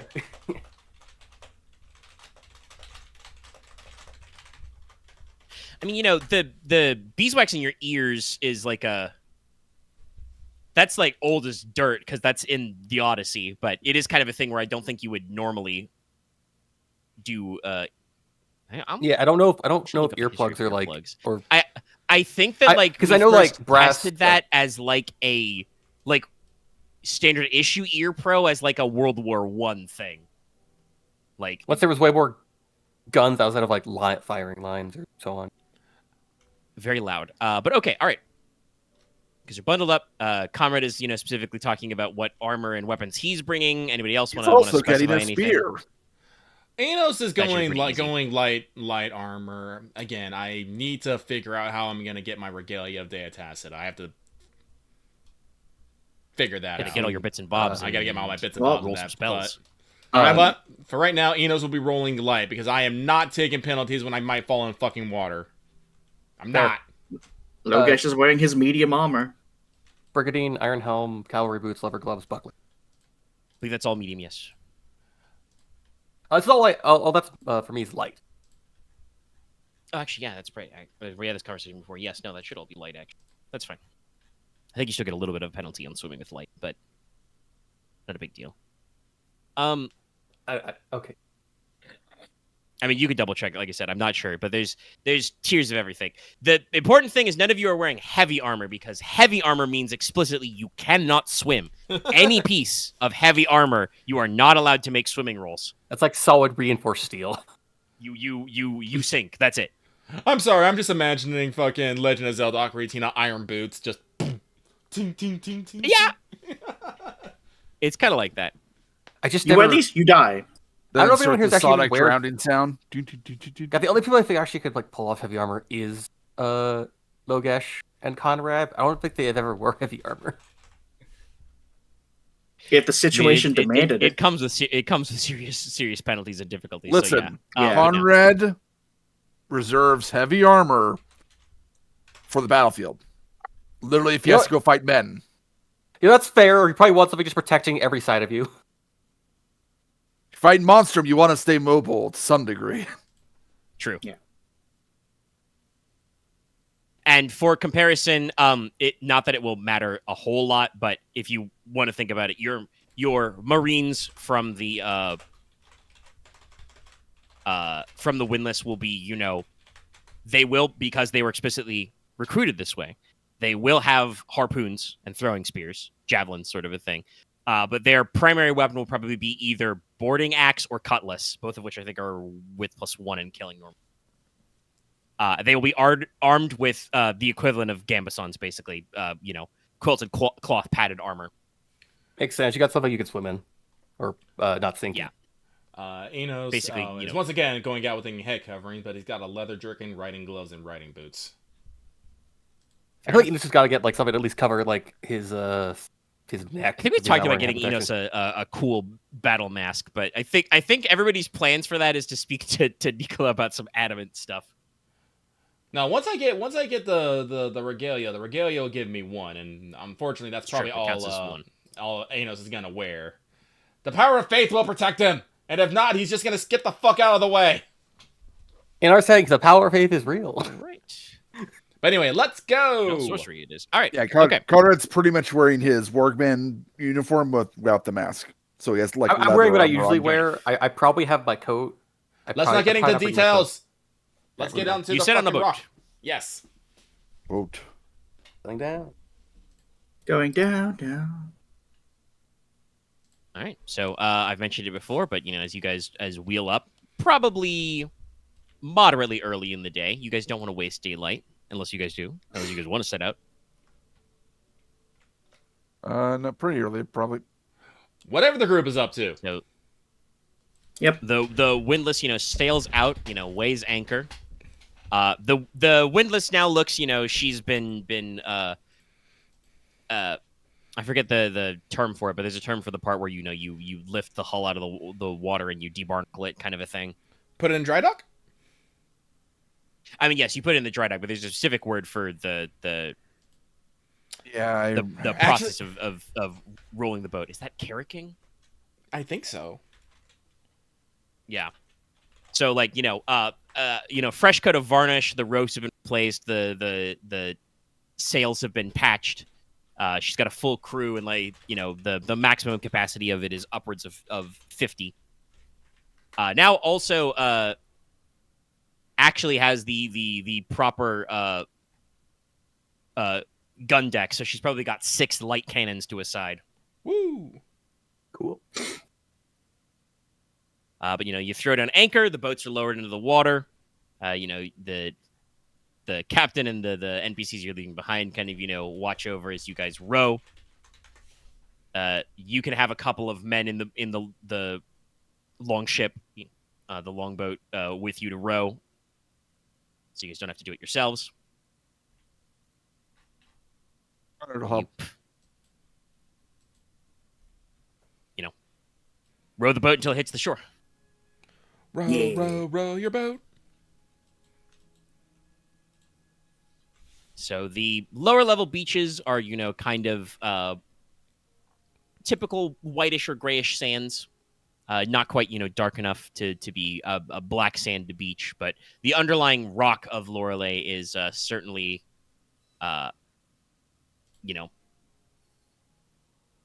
very, very dark. Probably looking a little bit like a slate or some other dark metamorphic rock.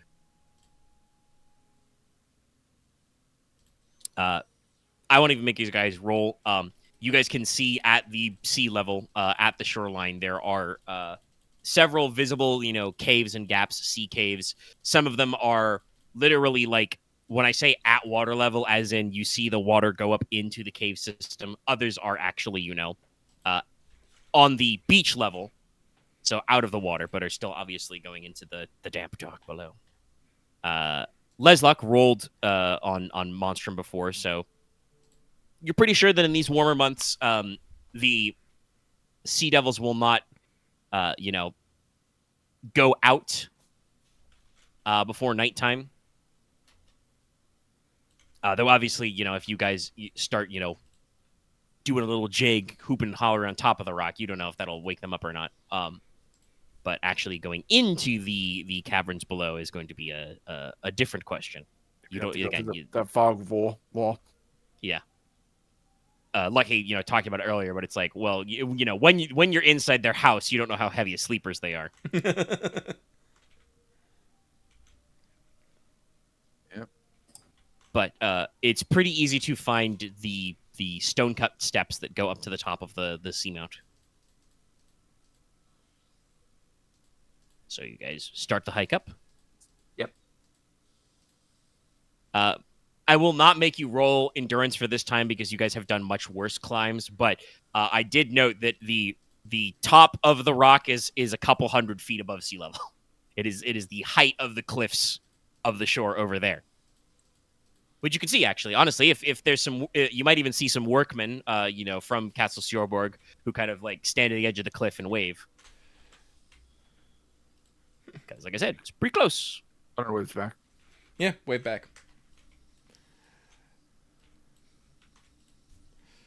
So there's, light scrubby conifers, some moss and lichens clinging. You guys step on up.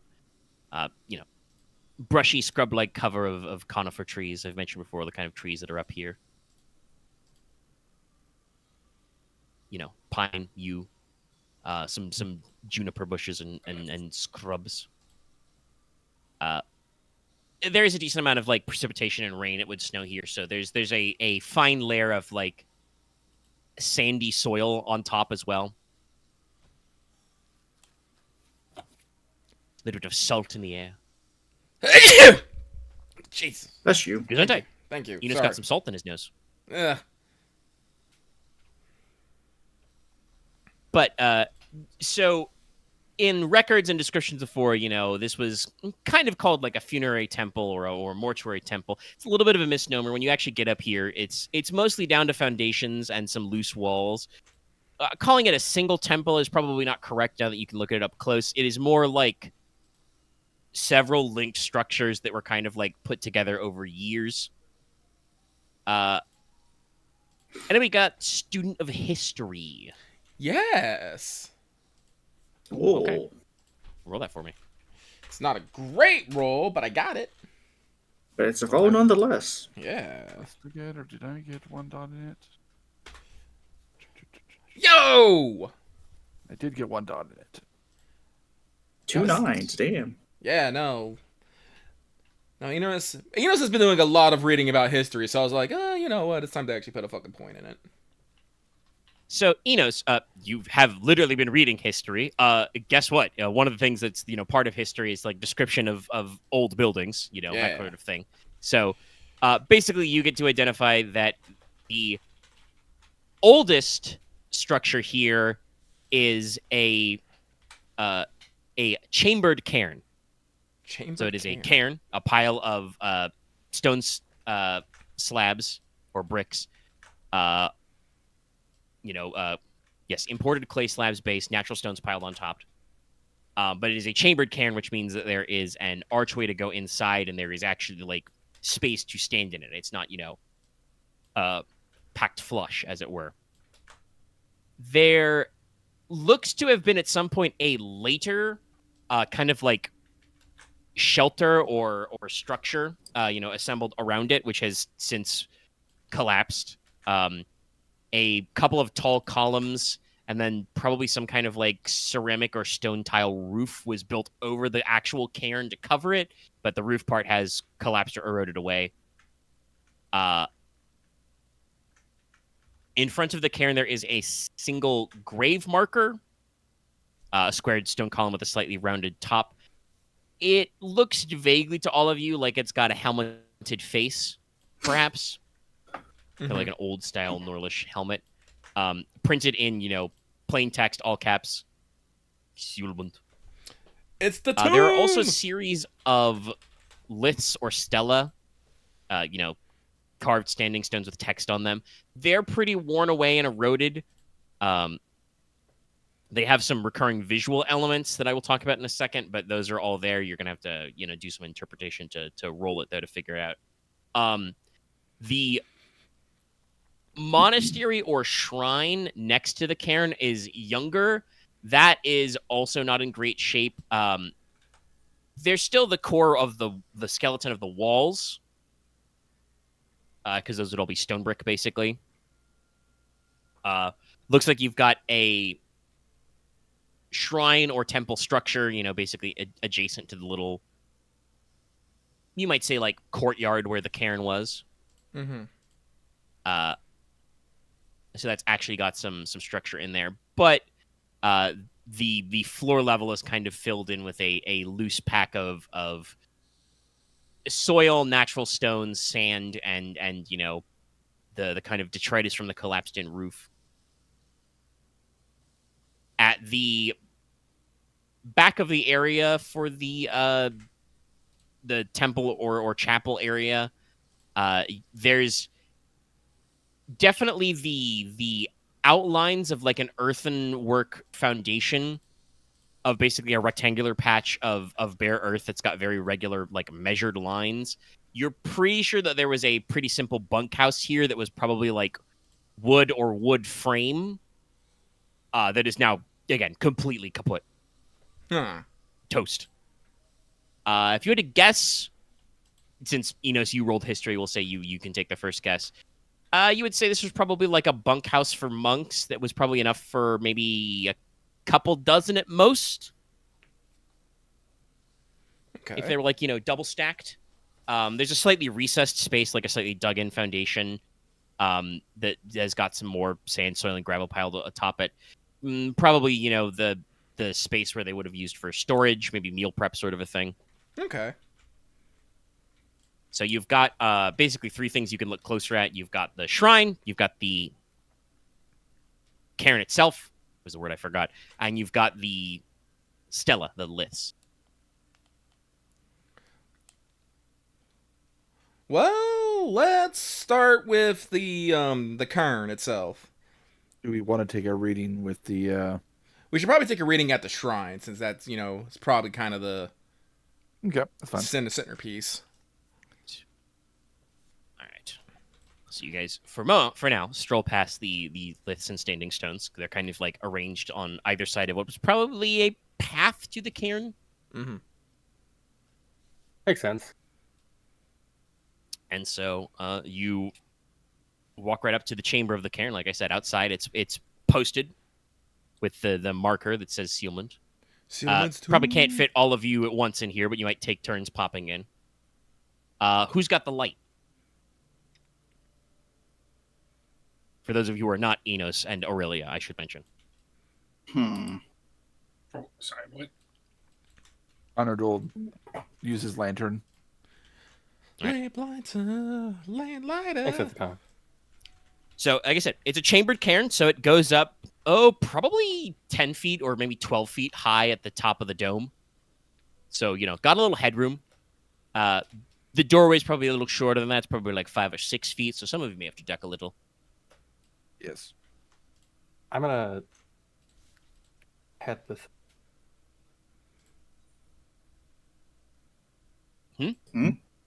I was just gonna roll my own dark vision. I was gonna roll night eyes just to be like, okay, let's make this simpler myself. That's fair. You could do that. There's a lantern also. Yeah, I'm going to be near the people with lanterns. I guess I'll carry a lantern. Hey, if you're going into a cave, it's a good thing to think out now. Lanterns. So just in case. Inside, it's very simple in here. There don't appear to be any additional like carvings or paintings on the walls. It's relatively undecorated. There is, however, a small, you would say, votive altar before the sarcophagus. There are a couple of they're empty now, obviously, but there are a couple of ceramic oil lamps. The kind of design you guys would have been familiar with from when you visited the Temple of 1,000 Candles. Oh, very, very old school Norlish type stuff. The sarcophagus is pretty simple. It's stone. It's rectangular. It's large enough that you can fit a coffin and grave goods inside. There is a rough icon of what you would assume to be Sealmund on it. That similar to the marker outside and some of the visual elements you may have picked out from the stela before looking at them closely. Probably sword gripped face down, shield over body, simple helm. The design is rough enough that it's hard to tell exactly how he's dressed, but you think that there's kind of a cloak or scale mail maybe at kind of the shoulders and upper arms kind of a thing. Okay.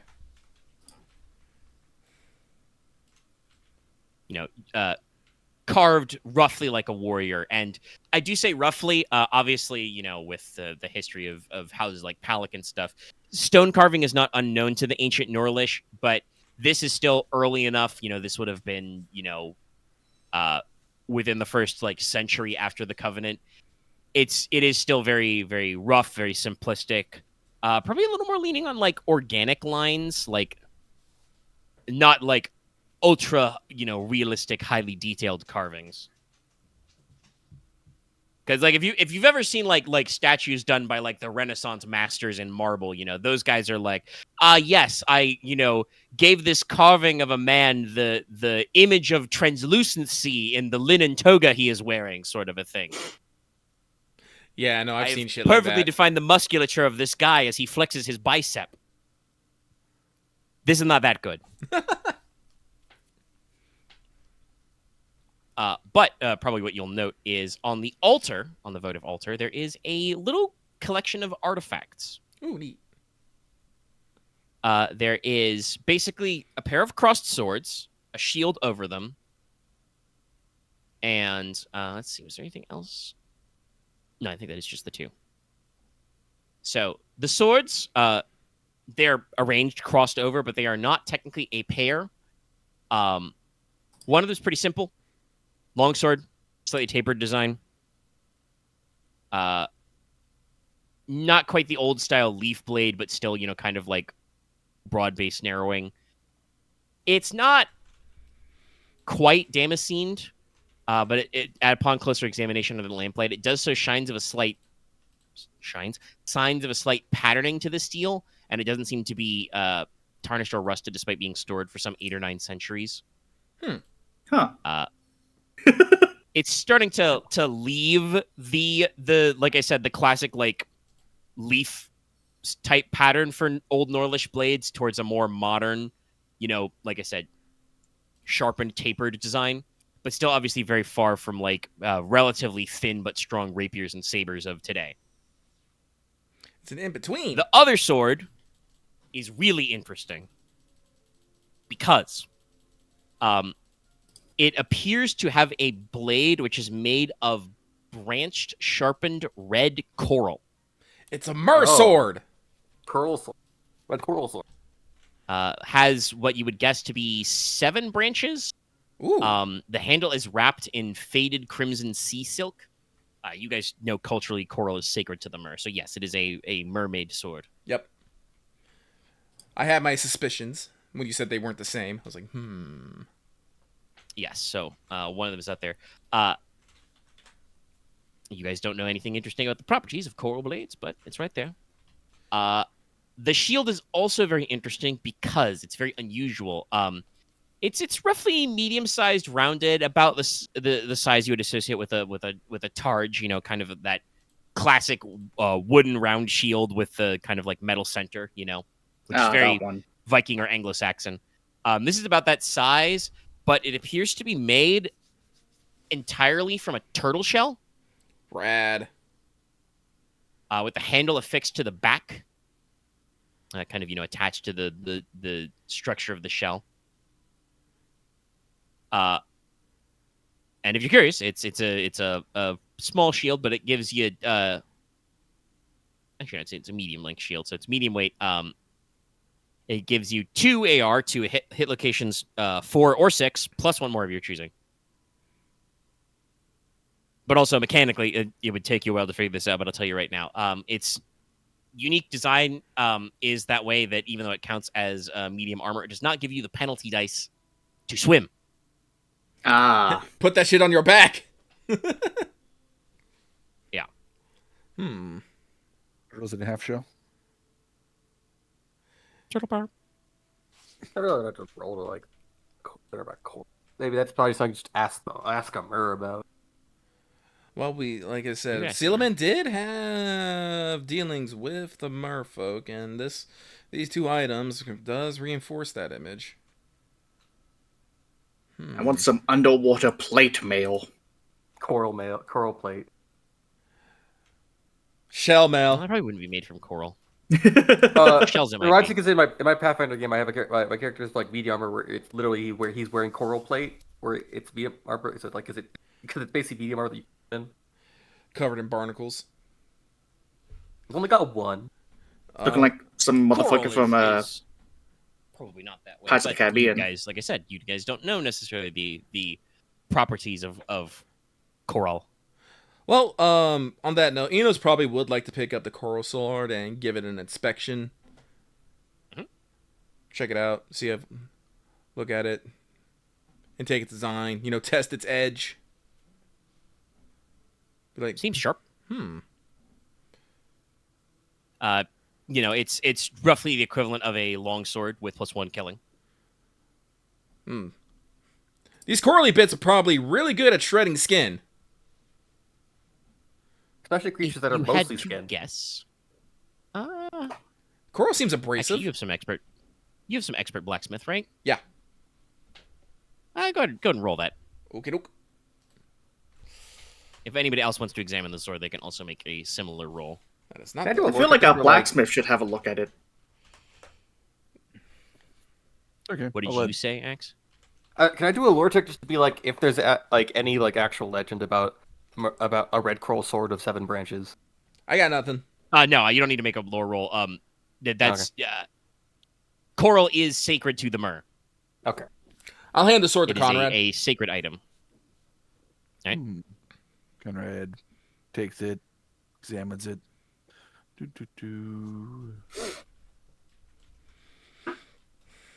So you said what? Blacksmithing? Yeah, expert blacksmithing roll. Should I roll it as a knowledge check instead of a body check? No, you can roll your normal expert. It's a little goofy, but that is how the rules work. You feel it's something you just feel in your gut, like in your body. It's because you test it. You run the blade against your skin. You test the weight. You lick it. You actually probably check the weight and stuff. You have to use your muscles to understand it. And I'll set my expert die to probably take a few test swings with it.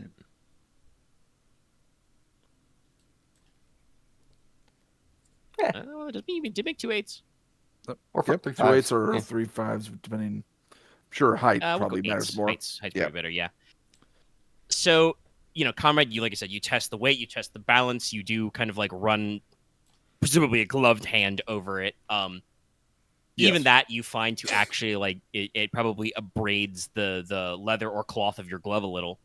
So you're pretty sure that mechanically, coral weapons are similar to properties you guys have already observed and worked with in Orichalcum.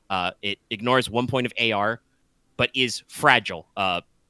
Martial techniques, spells, etc., anything that would, cause an Orichalcum weapon to break entirely, a coral blade would also break.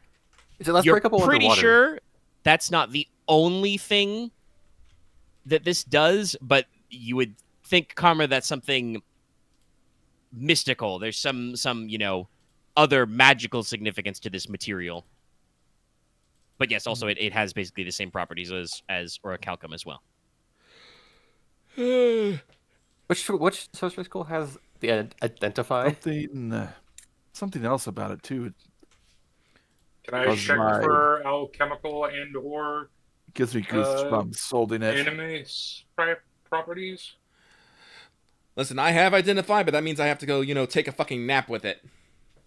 You know what? Fair, we can do that afterwards. There is sleep with it like a body pillow. What's the symbol version of that? Is that feel, touch? Actually, it's one of the soul things. Do I have that yet? I've been meaning to get that. Let me double check real quick. I might have bought it and forgot because Touch the soul is the detailed one. There's also the other one. That one would not necessarily directly communicate what it does. Where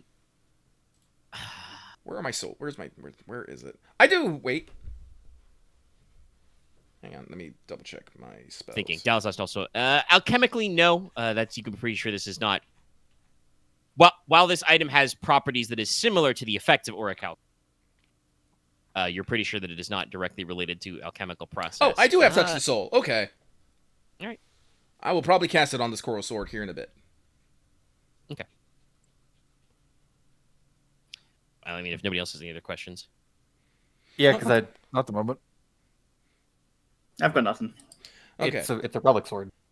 Okay, yeah, it's because if Konrad's mad, he'll take it back, and he says it's something maybe mystically, so I will cast Touch the Soul on it. Yeah, instant.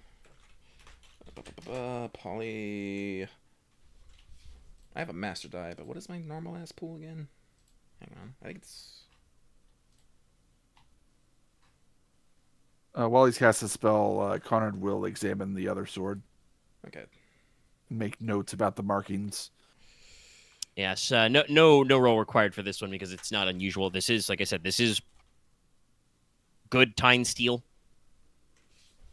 It's not, like I said, not quite damascened, but it has had enough artistry done that the blade seems to hold a little bit of a pattern. You would guess probably a little bit of care was put into the alloy to make it a little rust resistant, as evidenced by the fact that it doesn't appear to be rusted.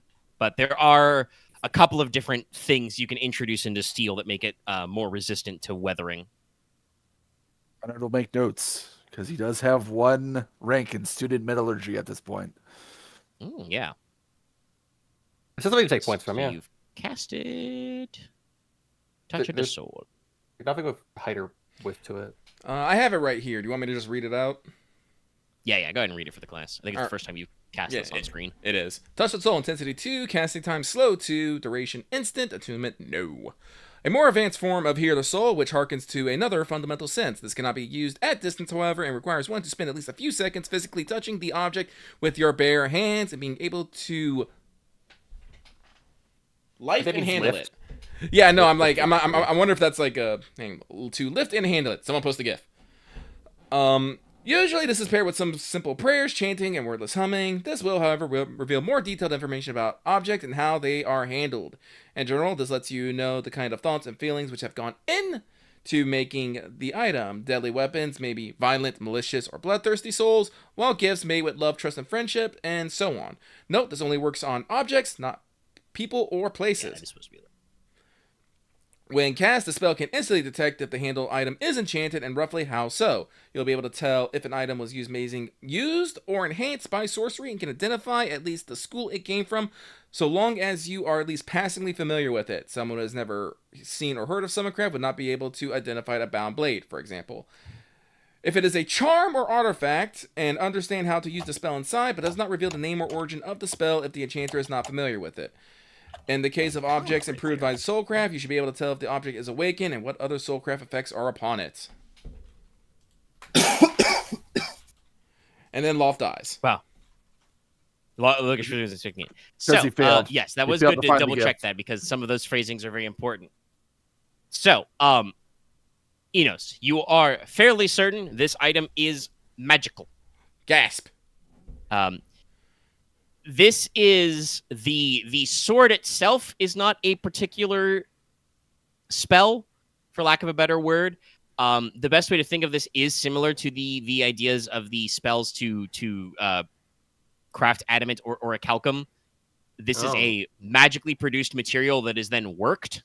Ah, okay. Like metagrease, huh? But the function of this is that you're pretty sure this item is made, this kind of coral craft, for lack of a better word, is made with the branch of anima that men do not understand very well. You, Inos, are passingly familiar with wind witches, and you're pretty sure that they can't do anything like this normally. But also, I feel like Inos is enough of a mystic to not be a stupid head about it and be like, okay, so it's magic, and I've never seen a wind witch do this, but this has to be the wind and wave sorcery, right? That's got to be it. It's like, we know that mermen use weird ass magic, so I think Inos would associate that this is some sort of mer magic. Yes. Aquamancy. And I will say, because you did do it mechanically, I'll let you know. This does have a second effect, which is part of the enchantment. Weapons made out of coral this way, especially because you also get to check the emotions this is made for, get +1d to all rolls versus monstrum. Wow. It's a sea delve killing sword. Inos, this sword... So normally, blades are usually made with probably a limited number of emotions. Usually people make them to kill or to defend. Mm-hmm. This is definitely made with defense in mind. But again, specifically, this is a weapon designed to ward evil. It is almost like an amulet in weapon form. It's obviously very functional. Like, I mentioned it bypasses 1 point of AR. Mm-hmm. But, instead of bonus damage, you get a bonus die to rolls versus monstrum. You can be pretty sure that monsters probably don't like to be near this sort of thing. It is a function to repel negative energies, basically. Because also, in case you're curious at home, I specify, +1d to rolls. That means also, for instance, if you would roll body plus parry. Okay. Right. Interesting. So we have a mer monster slaying blade here, a Teinesman blade, and a turtle shell. Shield. Mystery of what? Turtle shell. Shell shield. Shell shield. Shell shield. Shell shock. Wait. While artistically, the carven stone sword and shield on the sarcophagus don't match exactly these items laid here, that is how the sarcophagus is presented. Sword and board. I'm usually... Question. What's up? In Teine culture, is it common to be buried with your weapons? That's what my assumption was. Does the significance of them being outside the sarcophagus mean anything? I wonder, if it was a ward against evil. That's an exact sort of meaning. You're probably too distant to figure out. Certainly, Enos' theory he just presented. The coral blade, is designed to protect you from monstrum in a very personal sense. That probably means that it works as a ward. The shell is not inherently mystical, just very well crafted and unusual. I will say this, talking about being buried with your weapons, you guys did find among several other grave good offerings in Logi's labyrinth, there were lots of iron, simple iron daggers buried down there, and arrowheads and spearheads and stuff. So yes, that is actually probably I don't know if you necessarily bury your weapons with you all the time. That probably depends on the individual and the culture, because, somebody might have use of it. Logi certainly was buried with the Flambert, which was, relatively unusual. I'm pretty sure we discussed when we talked about all of the various, ancestral weapons rattling around. Most of them are at least, kept on display somewhere. They may be, sanctified somewhere in a shrine, but they're out somewhere where you can go access them if you need to. But certainly, I think being buried with weapons, period, is not super unusual. Okay. Making sure. The altar is, like I said, it is appear to be like a votive altar. Like this would be a space where normally you would go to leave like small offerings to the dead and the like. No, I think Inos will probably put the sword back where it was. That's a very cool sword, but I don't think it should be necessarily taken from this place.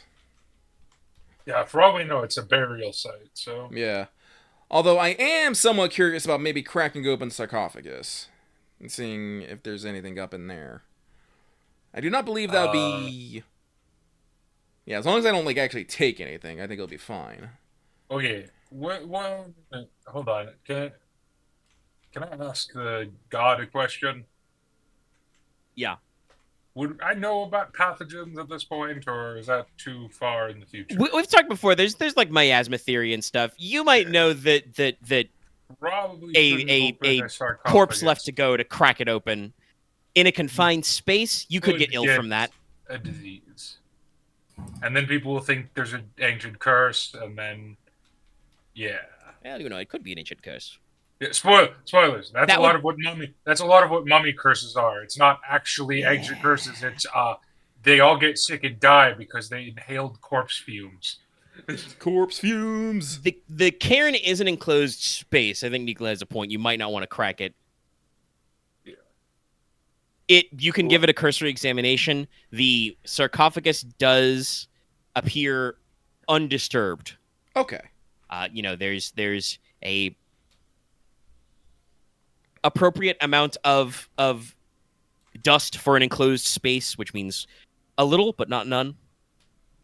No signs of certainly no signs of animals or anything getting at it, and any marks of the upper slab of the sarcophagus being moved are, you know, suitably ancient. In fact, I'm Inos or maybe Nicola with his engineering knowledge or the like looking at it, you might think that any tool or movement marks around the sarcophagus are probably from when it was put in and it has not been disturbed since. Yeah. Okay.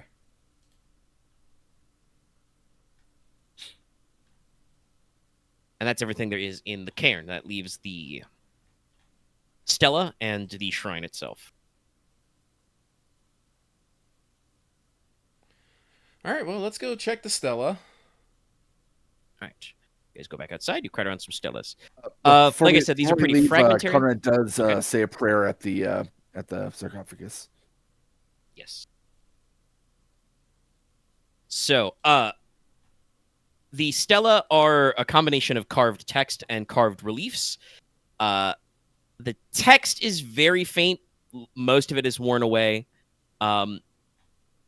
In good light, you might find very faint traces of pigments, which have also mostly worn off. But some of the carvings are the relief-style carvings are deep enough or were raised enough, depending on how they were made, that you can still follow them. There's several recurring motifs, visual motifs, and a couple of individual ones I'll grab in a second. But these seem to survive. The recurring elements are, 1, the figure of Norlish man. This is iron helm, woolen cloak, sword and shield. Mm-hmm. Very similar to the sarcophagus carving. Recurring symbol number 2, a warding eye. A symbol of an eye meant to ward off evil energy or curses. This is common to multiple cultures in Tricoron.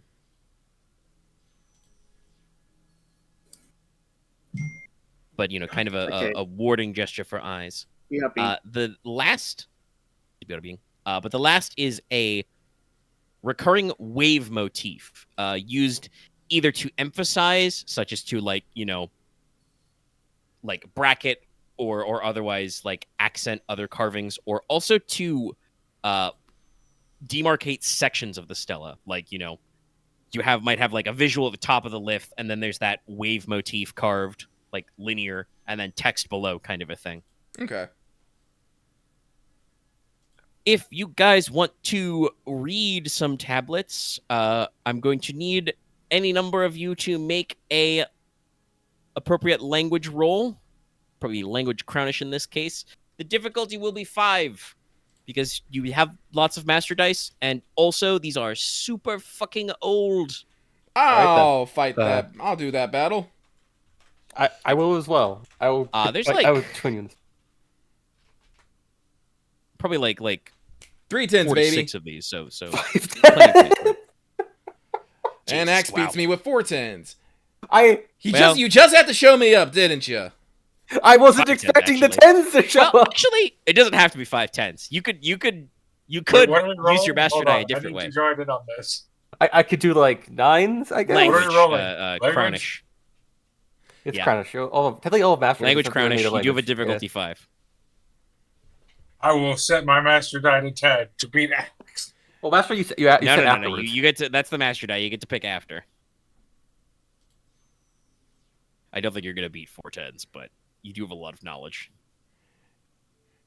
Oh right, I had my knowledge. Hold on, I rolled that wrong. Yes. Remember that joke we made about not making dice rolls in a long time? Yeah, it's knowledge plus language. Knowledge plus language. No. You can't get 3 9s though. Yeah. Inos speaks a lot of languages fluently, but he is not like super skilled in just one. I speak 3 languages, and 2 of them I speak fluently. Although I have gotten better in deep speech. Rad. I know language is kind of like the trait I have. You just pick up a fuck ton over a session. But I did it without taking the linguist treat, like you cheaters. It's not a cheating thing. It's something I think you'd have picked up anytime you wanted. I knew you. He's joshing you. He's pulling your leg. I just want to strangle He Dallas. did it to make me giggle. I think we had this exact same conversation. I said something to Dallas, and then he was like, "Fair," but I can't remember what it was. Yeah. I remember I clapped back, but I can't remember what I said. So I'm going to say nothing. Anyway, okay. It's not cheating. It's right there on the wall. The stellae are not numbered, but between the 3 of you, like parsing this, you guys can figure out a rough order here, which I presume you guys are going to either transcribe or read out loud for the people in the back. I have writing and drawing as an expert skill. Yeah. Ooh, yes, you should probably take some sketches and some transcription. Yes. Yes. So the first, like, chronological stela appears to recount Sealman, son of Logi's birth and early life. You see a lot of the Norlish man recurring motif here.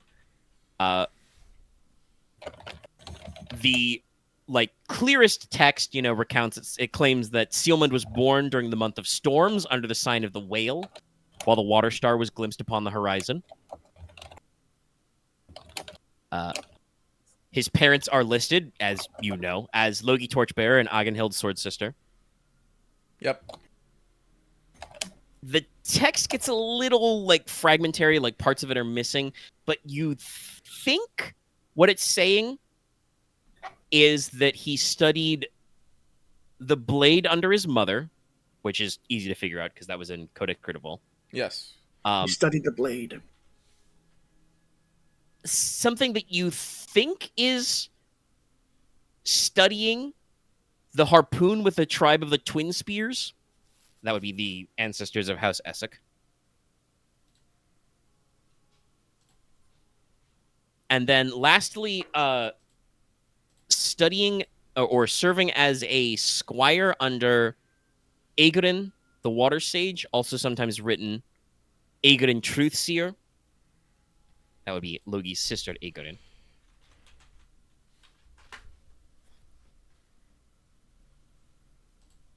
And that is the early life. Okay.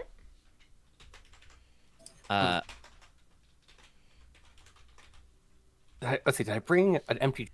it's Leslok. He probably has one as part of having the writing and drawing skill anyway. Having a journal or a sketchbook to take some stuff, yes. The next stela that is readable is one that is associated with the Muridi, the sea tribes. Though again, the way that name is written in Old Norlish may mean something more like sea ghost or sea spirit. It's one of those, pun things. Basically, the history, as you can be kind of like interpolated here, is the sea tribes were once people who dwelled on the Claw Peninsula, the south of Norland and surrounding coastline. They were driven off by the ancestors of House Fanon and House Gladwin. The Stella would refer to that as, the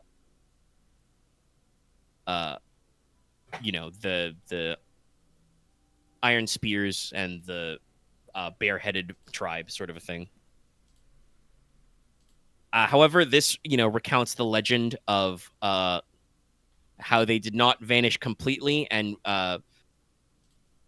claims that they launched coastal raids until the House of Logi drove them beneath earth and waves, is the way it is phrased. Are they the Sea Devils now? What the hell? That one doesn't 100% parse. You're... devils should be calamitous, be separate from men. True. There are probably various legends about transforming, and obviously you guys know from Wraiths, there is kind of this idea that, like, once you're dead, you are no longer a complete mind, body, soul. Stuff can get a little weird, can get a little magical, get a little woogity. Edmer could probably mutate into Sea Devils, but that might be a whole thing. That would be separate. Those are separate zones. Remember, merfolk are associated with Okeanos. Sea Devils are technically Calamity of Devils. That would be Dea Tacita. Mm-hmm. From her watery hells. For watery things. There's a lot of fish in the sea. There is a recurring couple of visual elements on this slab. You see not just the warding eye, but also the other version of that, the evil eye. Yes. The kind of like eye that draws negative energy. And there's a humanoid figure. Based on your knowledge of previous carvings, it's kind of like the outline of like a ghost or maybe like a giant. You're not sure. Keep in mind, we've talked about this before. The ghosts being, people, but translucent, or people in a white sheet. That's entirely the invention of movie films. Yeah. Yeah. So the visual representation of a ghost would be kind of weird right there. There's also something in the text about something related to talking about like why they were opposed. Something about the taboo of like eating the flesh of Myr. You're not supposed to be doing that. Strictly speaking, it's also like it's a cultural taboo for the reverse. Merfolk are not supposed to eat the flesh of humans. That's a thing that allegedly, some of their own like renegades and criminal types might do because it's forbidden. But it's supposed to be kind of like a two-way street. Don't eat people who can talk to you. I don't eat you. Yes. But there's some symbols here that the Muidi seem to have broken this taboo, and as a result are not well thought of. All right. If you take, driven beneath the waves literally, that could be that they had access to sorcery or some other thing that let them live underwater. Or they could have just lived on boats, You can survive on the sea for a long time.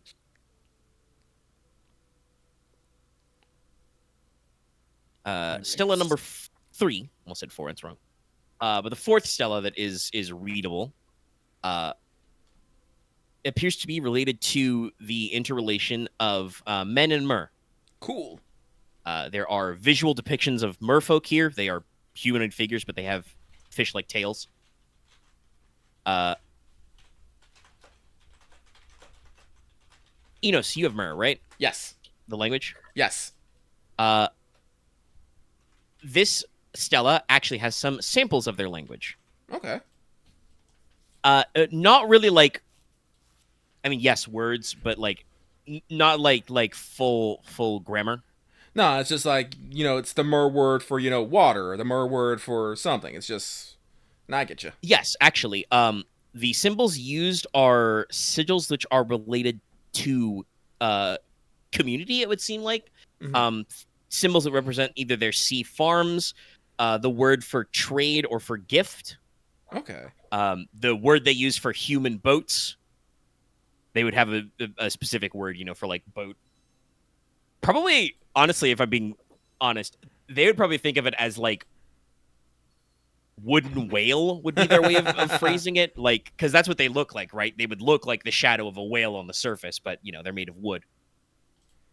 But also a character, a sigil which is very recurring and you would already be familiar with is the one for coral, which is a sacred word to them as well.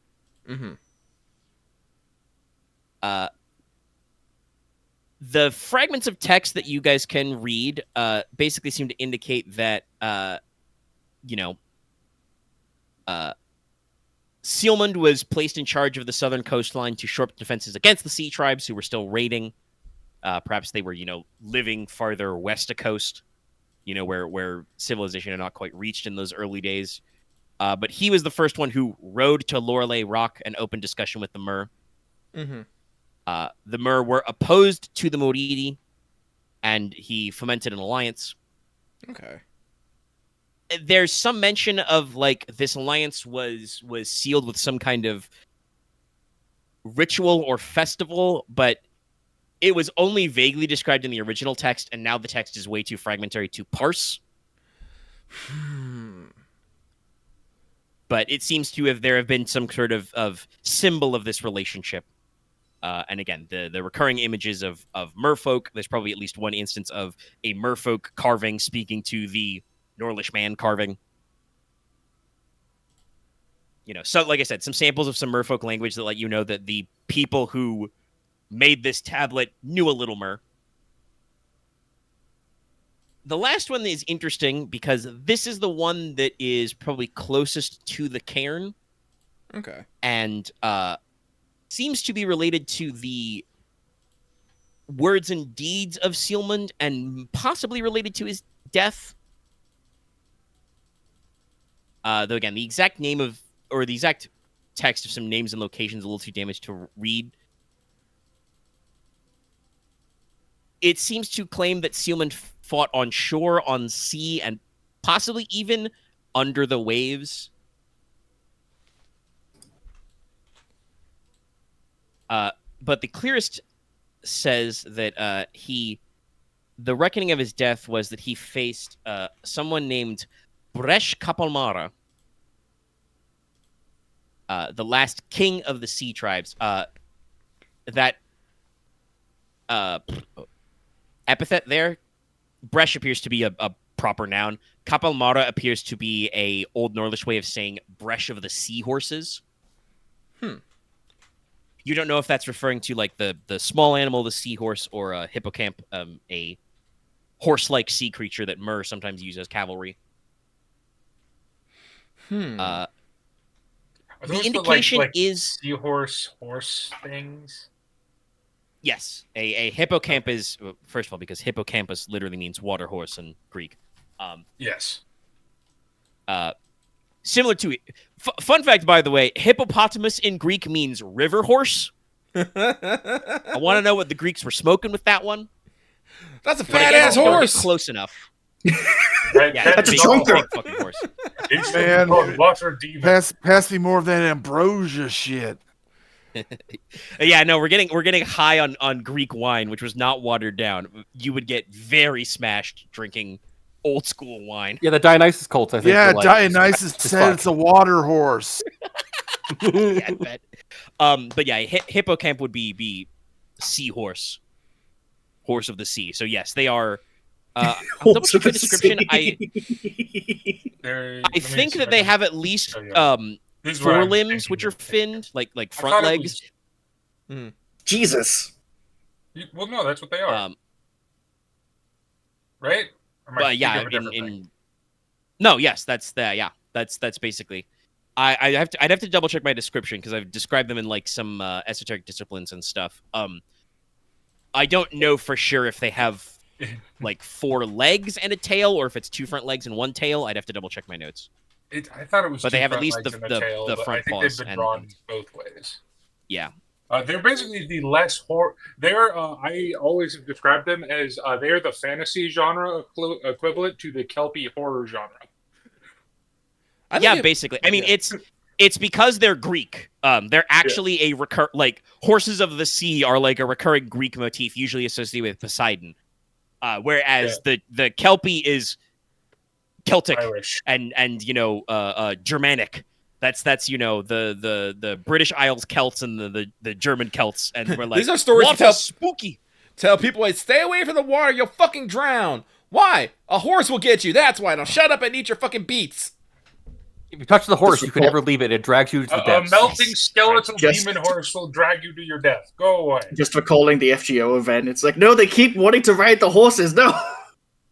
Because it's the bit of like, I know one Kelpie story where it's like 8 dudes all got on the same horse and all just drowned.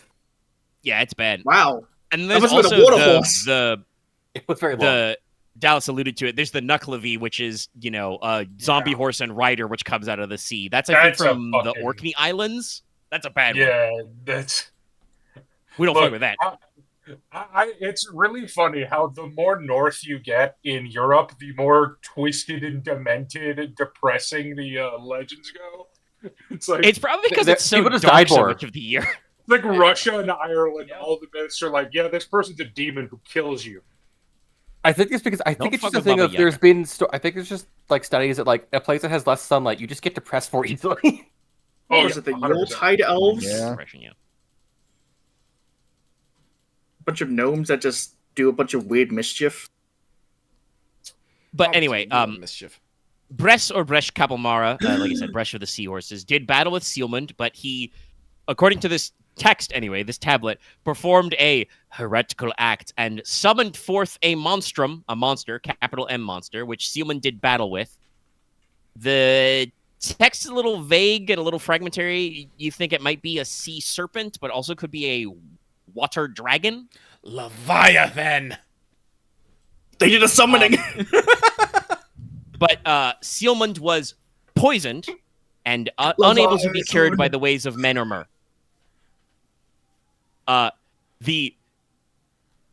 The final line of this stela, this final block of text appears to have been carved very deeply and carefully, which is why it survived. For his heinous crimes, Bresh, who had been defeated and captured, had one eye plucked out, was chained in black iron to a rock, and thrown into the furthest reaches of the sea, end quote. Who was thrown? Bresh. The guy who summoned fucking Leviathan. Oh, okay. Yes. You know what? That tracks. According to the tablet, like I said, they gouged out one of his eyes, chained him in black iron to a rock, threw the rock into the sea. He's a witch. They were a little miffed. Okay, interesting. I'm gonna need this in text format later. By the way. Hey, guess what? He's got your homeboy. I got you, Rabbit Man. But this is going on. Got your lower right here. This is going on Inos' bookshelf. Yeah, give me that shit. Give me that good Word doc. Yeah. Yep. All right. Would you prefer?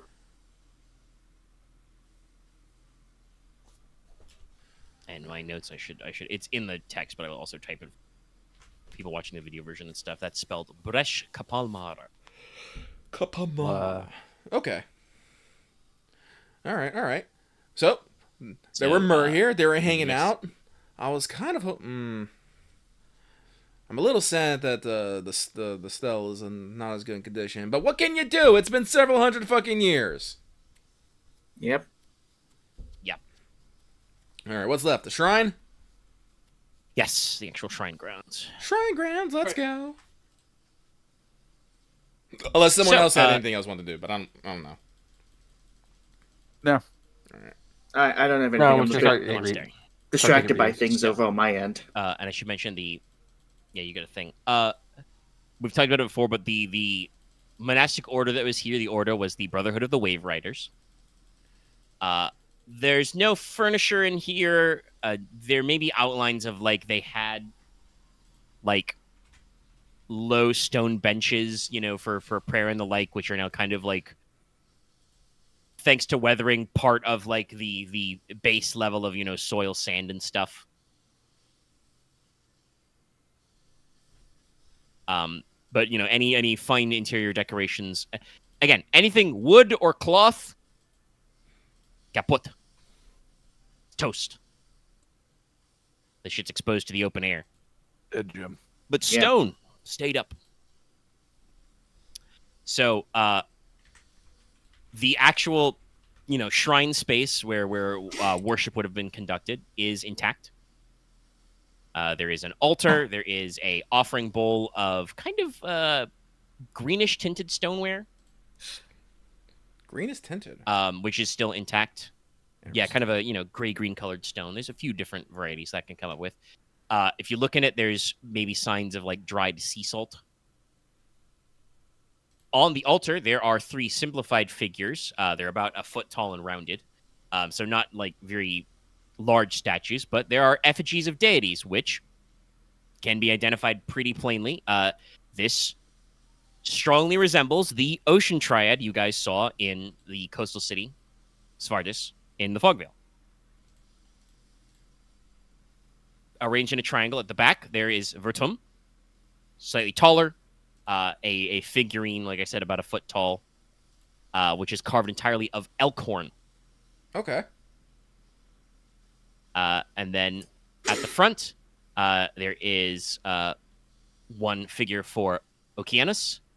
He is carven from, he's armed with his bident and carven from kind of a little faded, like little sun-bleached pinkish white coral. And there is a picture of Tempestus with her spear aloft. This is carved from a dark bronze material, which has almost a purple patina on it. Okay. Purple. That may be related to, with Konrad's 1 point of metallurgy, that sort of purplish patina.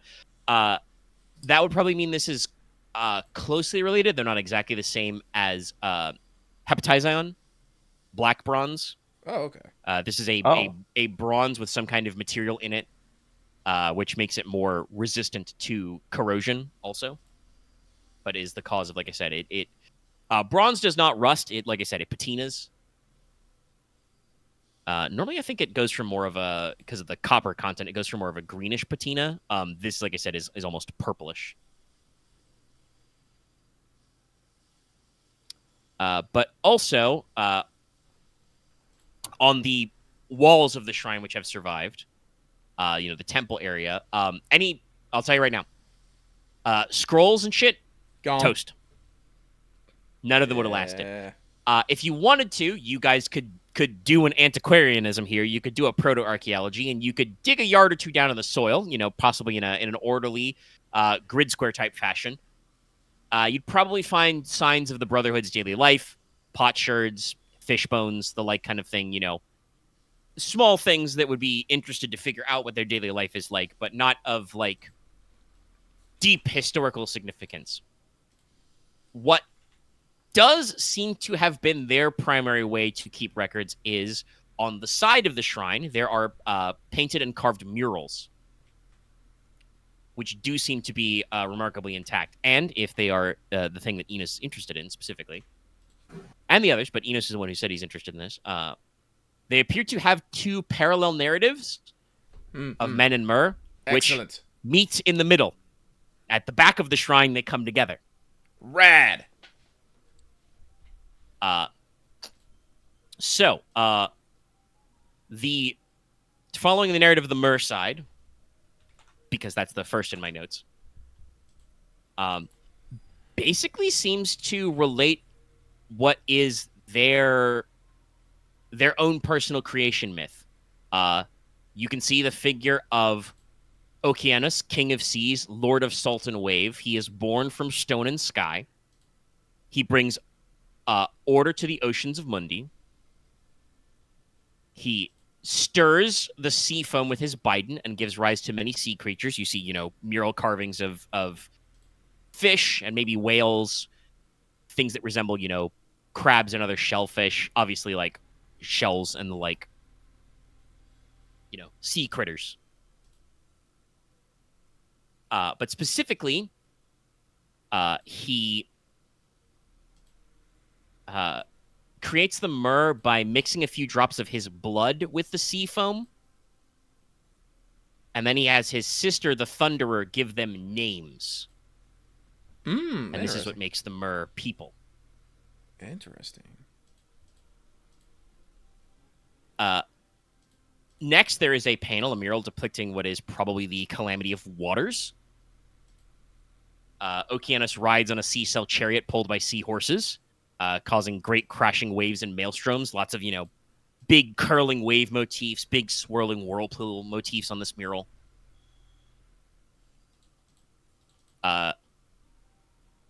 Primitive depictions of various aquatic monstrum are seen under the water, so you can see kind of like the monstrous motif of what could be a Ketus. The squiggling tendrils of sea serpents and krakens. Possibly angry little fishmen silhouettes, which are the sea devils.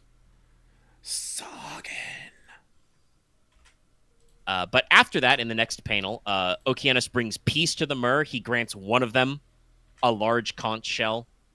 The myrrh unite around this figure. You see the figure of the merman holding it up over his head, and there's lots of other mermen, kneeling to him. This is clearly the Conch King, their leader. Yeah. The magic conch. There is a mural, or the mural itself shows a large structure under the waves. It's an artistic depiction, so whether it's a city, a castle, or a temple is really hard to tell. Mm-hmm.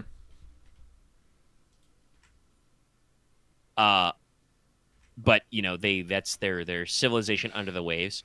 And then towards the end, the Conch King is seen, speaking with several figures, which resemble figurines you've seen of some of the legendary founders. Judging by their structure, you would guess that it's probably High King Win, a man with a solar crown on his head. Mm-hmm. Logi Torchbearer is pretty easy to pick out. Guy, flaming sword. I know that guy. Yeah. Leonardo DiCaprio point. One which is probably Modern Sea Strider. I would assume so. Because you can see probably like a figure of a woman like holding like the wind in her hand or something, or possibly literally standing on water. Ooh, excuse me. The text blocks about the myrrh refers to things like, obviously, mentions Okeanos, labels the Conch King, the Sea King. A recurring phrase is used, wind and wave, which, again, most of you probably have enough between shit like knowledge, sorcery, lore, and just the fact that... Sorry, there's a bug. It rattled around. It's gone now. If it comes back, I will have to smack it. But some of you have hung out with Wind Witches enough to know that while obviously Anima focuses on the wind, wind and wave is a recurring definition of their sorcery. But you also see in this text something referred to, they talk about at several points, something related to the first waters. You're not sure if that's referencing specifically that kind of or I should say, it seems to refer to that kind of pre-calamity period. You're not sure if it's exclusively for that or if there is other meaning.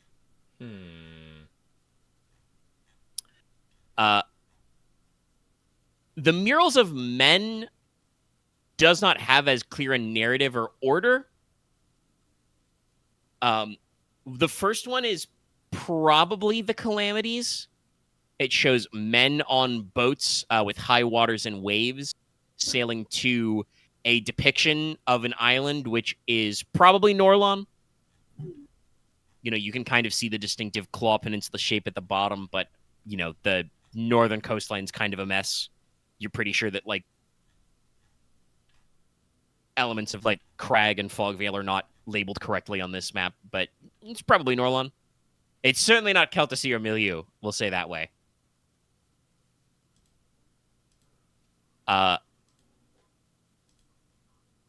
Next mural shows figures of men meeting with Myr, exchanging sigils of kind of that wave symbol and also other trade goods, it looks like. Like, you might see, like, a primitive carving of, like, a fish and the like. This also shows some of the men doing this meeting. Mm-hmm. Like standing and trading with the Myr under that wave motif. Like literally standing under the water. That phrase, the fragmentary passage of first waters, appears again, but it is now written as prima aqua, which would be a loan from Imperial. But also means clearly first waters. There you go, you son of a bitch. First waters. Sorry, the bug came back. He's killing a bug. He has perished. Bug is dead. I think it's a moth. It's a pretty big one. Oh. Was that Dallas? I said the blood has been paid. Omega used double slap is super effective. Actually, I didn't even bother with that. I just it landed on my desk, so I killed him with my graphic calculator. Killed that. Omega used Immortal Relic. It was super effective. Use the math. Well, I have had this graphic calculator since high school, so yeah. It is also my only normal calculator. I lost mine. It's separate anyway. You can use it. I can use the computer one, obviously, but here all the time. Anyway, so yeah, Prima Aqua reappears. The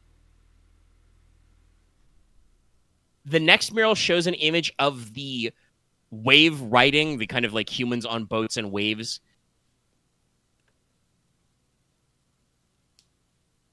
Humans with long spears, humans with bare heads, and images of maidens wielding flames. This is obviously the sea tribes being driven off. Off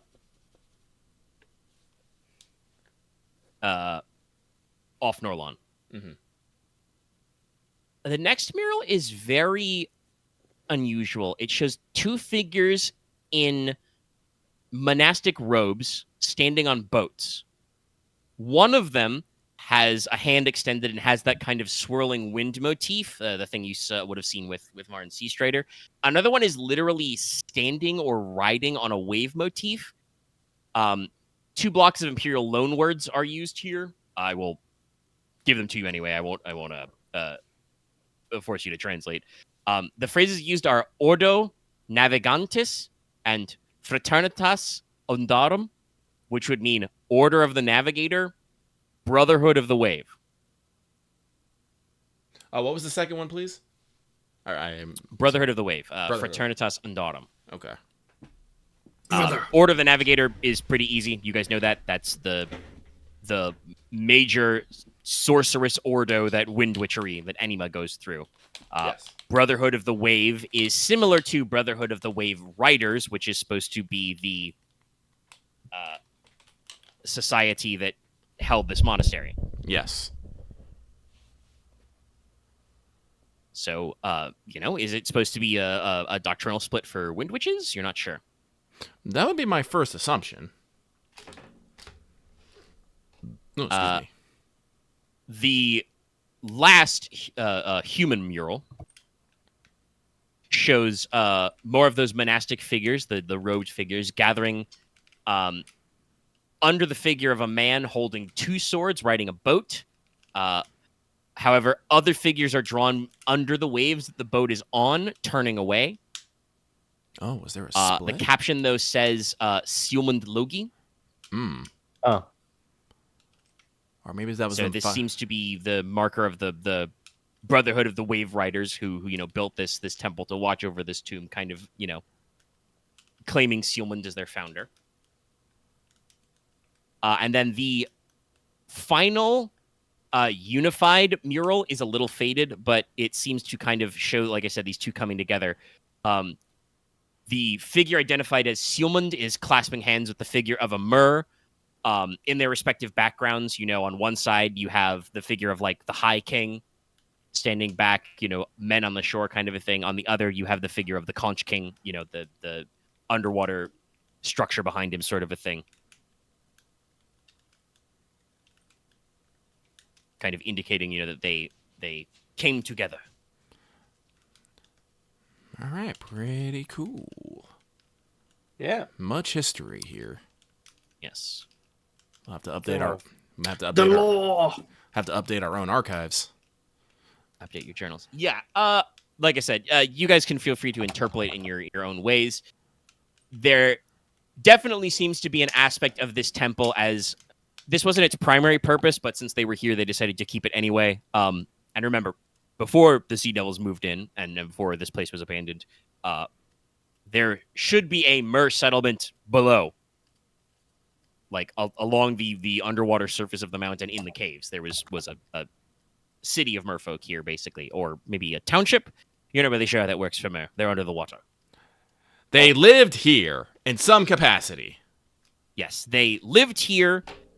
Sealmund met with them, entered into an alliance with them, agreeing to trade the respective goods and respect them, possibly made a military alliance against some guys who were harshing both of your collective buzzes. And was clearly tight with them. Obviously, you have now this. I just feel like I keep racking up ancestral grudges. Yeah, no. I'm just like, yes, here's the Muidi. Their last king, Bresh Kapobara, definitely summoned a monster, killed your ancestor, poisoned his ass. You keep giving us enemies. Just keep giving us enemies from just like our deep past we wouldn't have known until they found us. Hey, that's how that shit works. Listen, there's also the reason there's a saying, an eye for an eye means everyone goes blind. It's true. Well, luckily, he couldn't take back that eye because he got chained to a rock and thrown in the sea. Yeah. That's the little known second half of that common most phrase. Most of this, it does feel like it was probably deserved. Legends say you can still find him down there. Maybe. But the thing that's also very interesting is that, again, you don't have any like body of text to figure it out, but the Brotherhood of the Wave Riders seem to have some kind of, recurring discussion of wind and wave, and specifically they're very much about the wave. Yeah, if I remember correctly, Anima doesn't let you ride on waves right now. You could swim good. If I remember correctly. Yes, the current understanding of Anima to Wind Witches is there's a spell that makes you swim pretty good. I don't think there's a water walking one. No, like you can jump real good. Yeah. Wind Witches can cause like fog to come up. They can make tides surge. It's like very basic water stuff. It's much more wind stuff that. Yeah. Well, wind witches. We don't have wave witches. And like I said, if you're reading this right, that might be because that's not the like part of the discipline that the old Islas folk studied, No, it sounds like the Brotherhood of the Wave and the Wave Riders maybe might have focused more on that. Interesting. Probably learned it from the Mer, I'm assuming. I don't know. That seems fair. Do I want to? I can let you get a little interpretational. There are parts of this that you might, if you want to add 2 and 2 together, because I wrote these as 2 fragments. So one of these murals shows monastic robed figures, clearly supposed to be the Brotherhood of the Wave, right? Right. The Fraternitas Undum, turning away from the figure associated with Sealmund and retreating under the waves. There is something going on with the Muridi, the sea tribes or sea ghosts who were supposed to, able to continue. If you want to take a creative reading, it's entirely possible that the Muridi were a ancient tribe of Norlon who used to be tight with the Mer, much like many of your other ancestral tribes were tight with other kindred or sorceries. They may have understood this wave witch stuff, as you're calling it. But clearly some of them misused this hospitality. They, in their quest for revenge, they were doing shit that you weren't supposed to be doing, whether that was they actually ate the flesh of Myr to gain their powers, or they were just out here summoning demons, summoning devils. You're not supposed to do that. It's against the rules. And if this was against Steelman, this would have been post-Covenant, so it would have been, there would have been some large volumes of books about how you're not supposed to do that now. Mm-hmm. I had a very weird dubbing. Like, how am I supposed to make friends of devils if I don't summon them? I don't need devils for friends. You have a demon for a friend. Consider it good enough. Close enough. Make friends with devils. Obviously, there is this image, like I said, of some of this brotherhood coming to Steelman. They credit him as their founder. They have built this temple to honor his gravesite, which seems to have been erected. The Myr allowed it to be erected upon the top of their rock because they don't go here to kind of honor, the alliance and the sacrifices he made on their behalf. Okay. This is very good lore. I'm going to write this down. I'm going to ponder it. I'm going to ponder upon it. But also, I think it's time we go clear out some goddamn sea devils. I want to see if we can... orb to ponder. Actually, should we get some readings first? What read? Oh, yes. Oh, yeah. You are very correct. Thank you, X. Yes, you have the Aetherlade. I was waiting for the lore to be finished before we do the readings. That's right, yes. Yes, very correct. You said you were going to do it later at the shrine. Go ahead and roll Eerie. All right, then. Also, for the point of order, we have been recording for about 4 hours now, so I don't know how much longer let's Dallas will see exist. here. So we'll probably do the dungeon crawl parts next time. Next week. Yeah. 3 2s or 2 5s. I think that's everything on that. Yeah. Probably 5s. You want height. All right. I haven't used my reroll, so fuck it. Let me use it. Fuck it. Can you reroll any check, or is it only failures? Oh, it's only no matches. Never mind. It's only pure failures. Yes. Okay. So failures only. It's not. That's okay. You got 5. It is only 1 XP to buy it, so that makes sense. You are eerie sensing. So you guys all kind of like huddle up. It's like you take out the Aetherlade. You place it in your open palms. Let it adjust. Work the dials and stuff.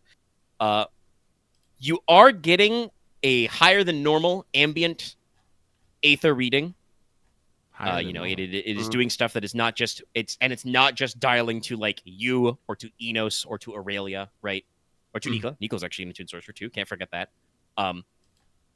Though, given how alchemy attunement works, I almost feel like Nicola should have like less of a sign. He should be like more natural energy attuned than normal. Like his body should be more Aether efficient or something. We'll cross that. We'll cross that bridge when we come to it. But what you adjust the dials because you did roll a decent amount of height. You adjust the dials in the ring a little.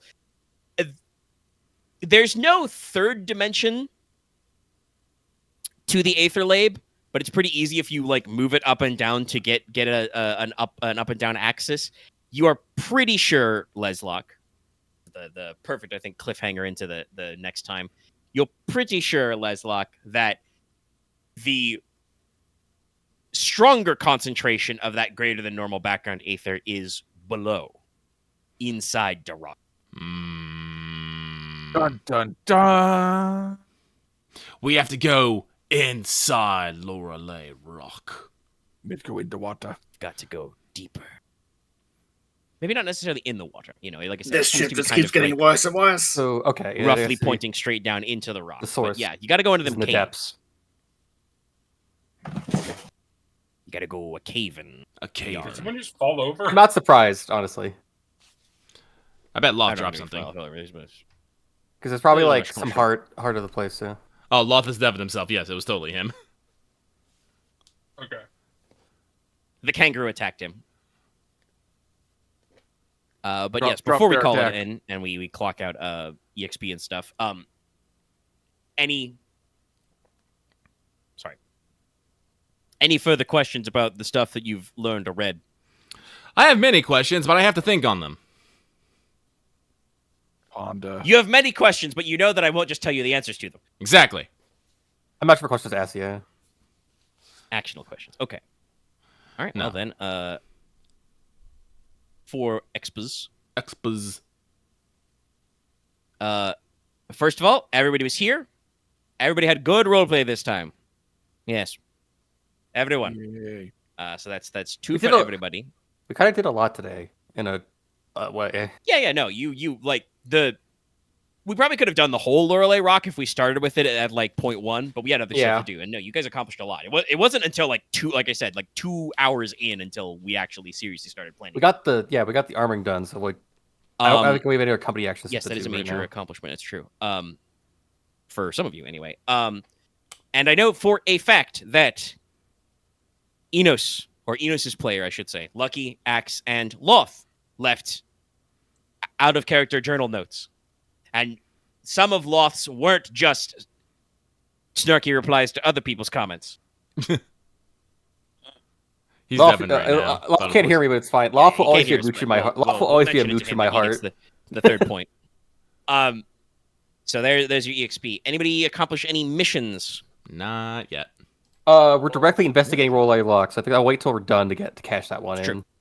Do you remember though that you would get a bonus die on completing that mission? Which means I'll probably get it if we're going in the caves and probably fighting it, being like they're stopping us from getting in there. Oh, the cave map! Holy shit! I got a map.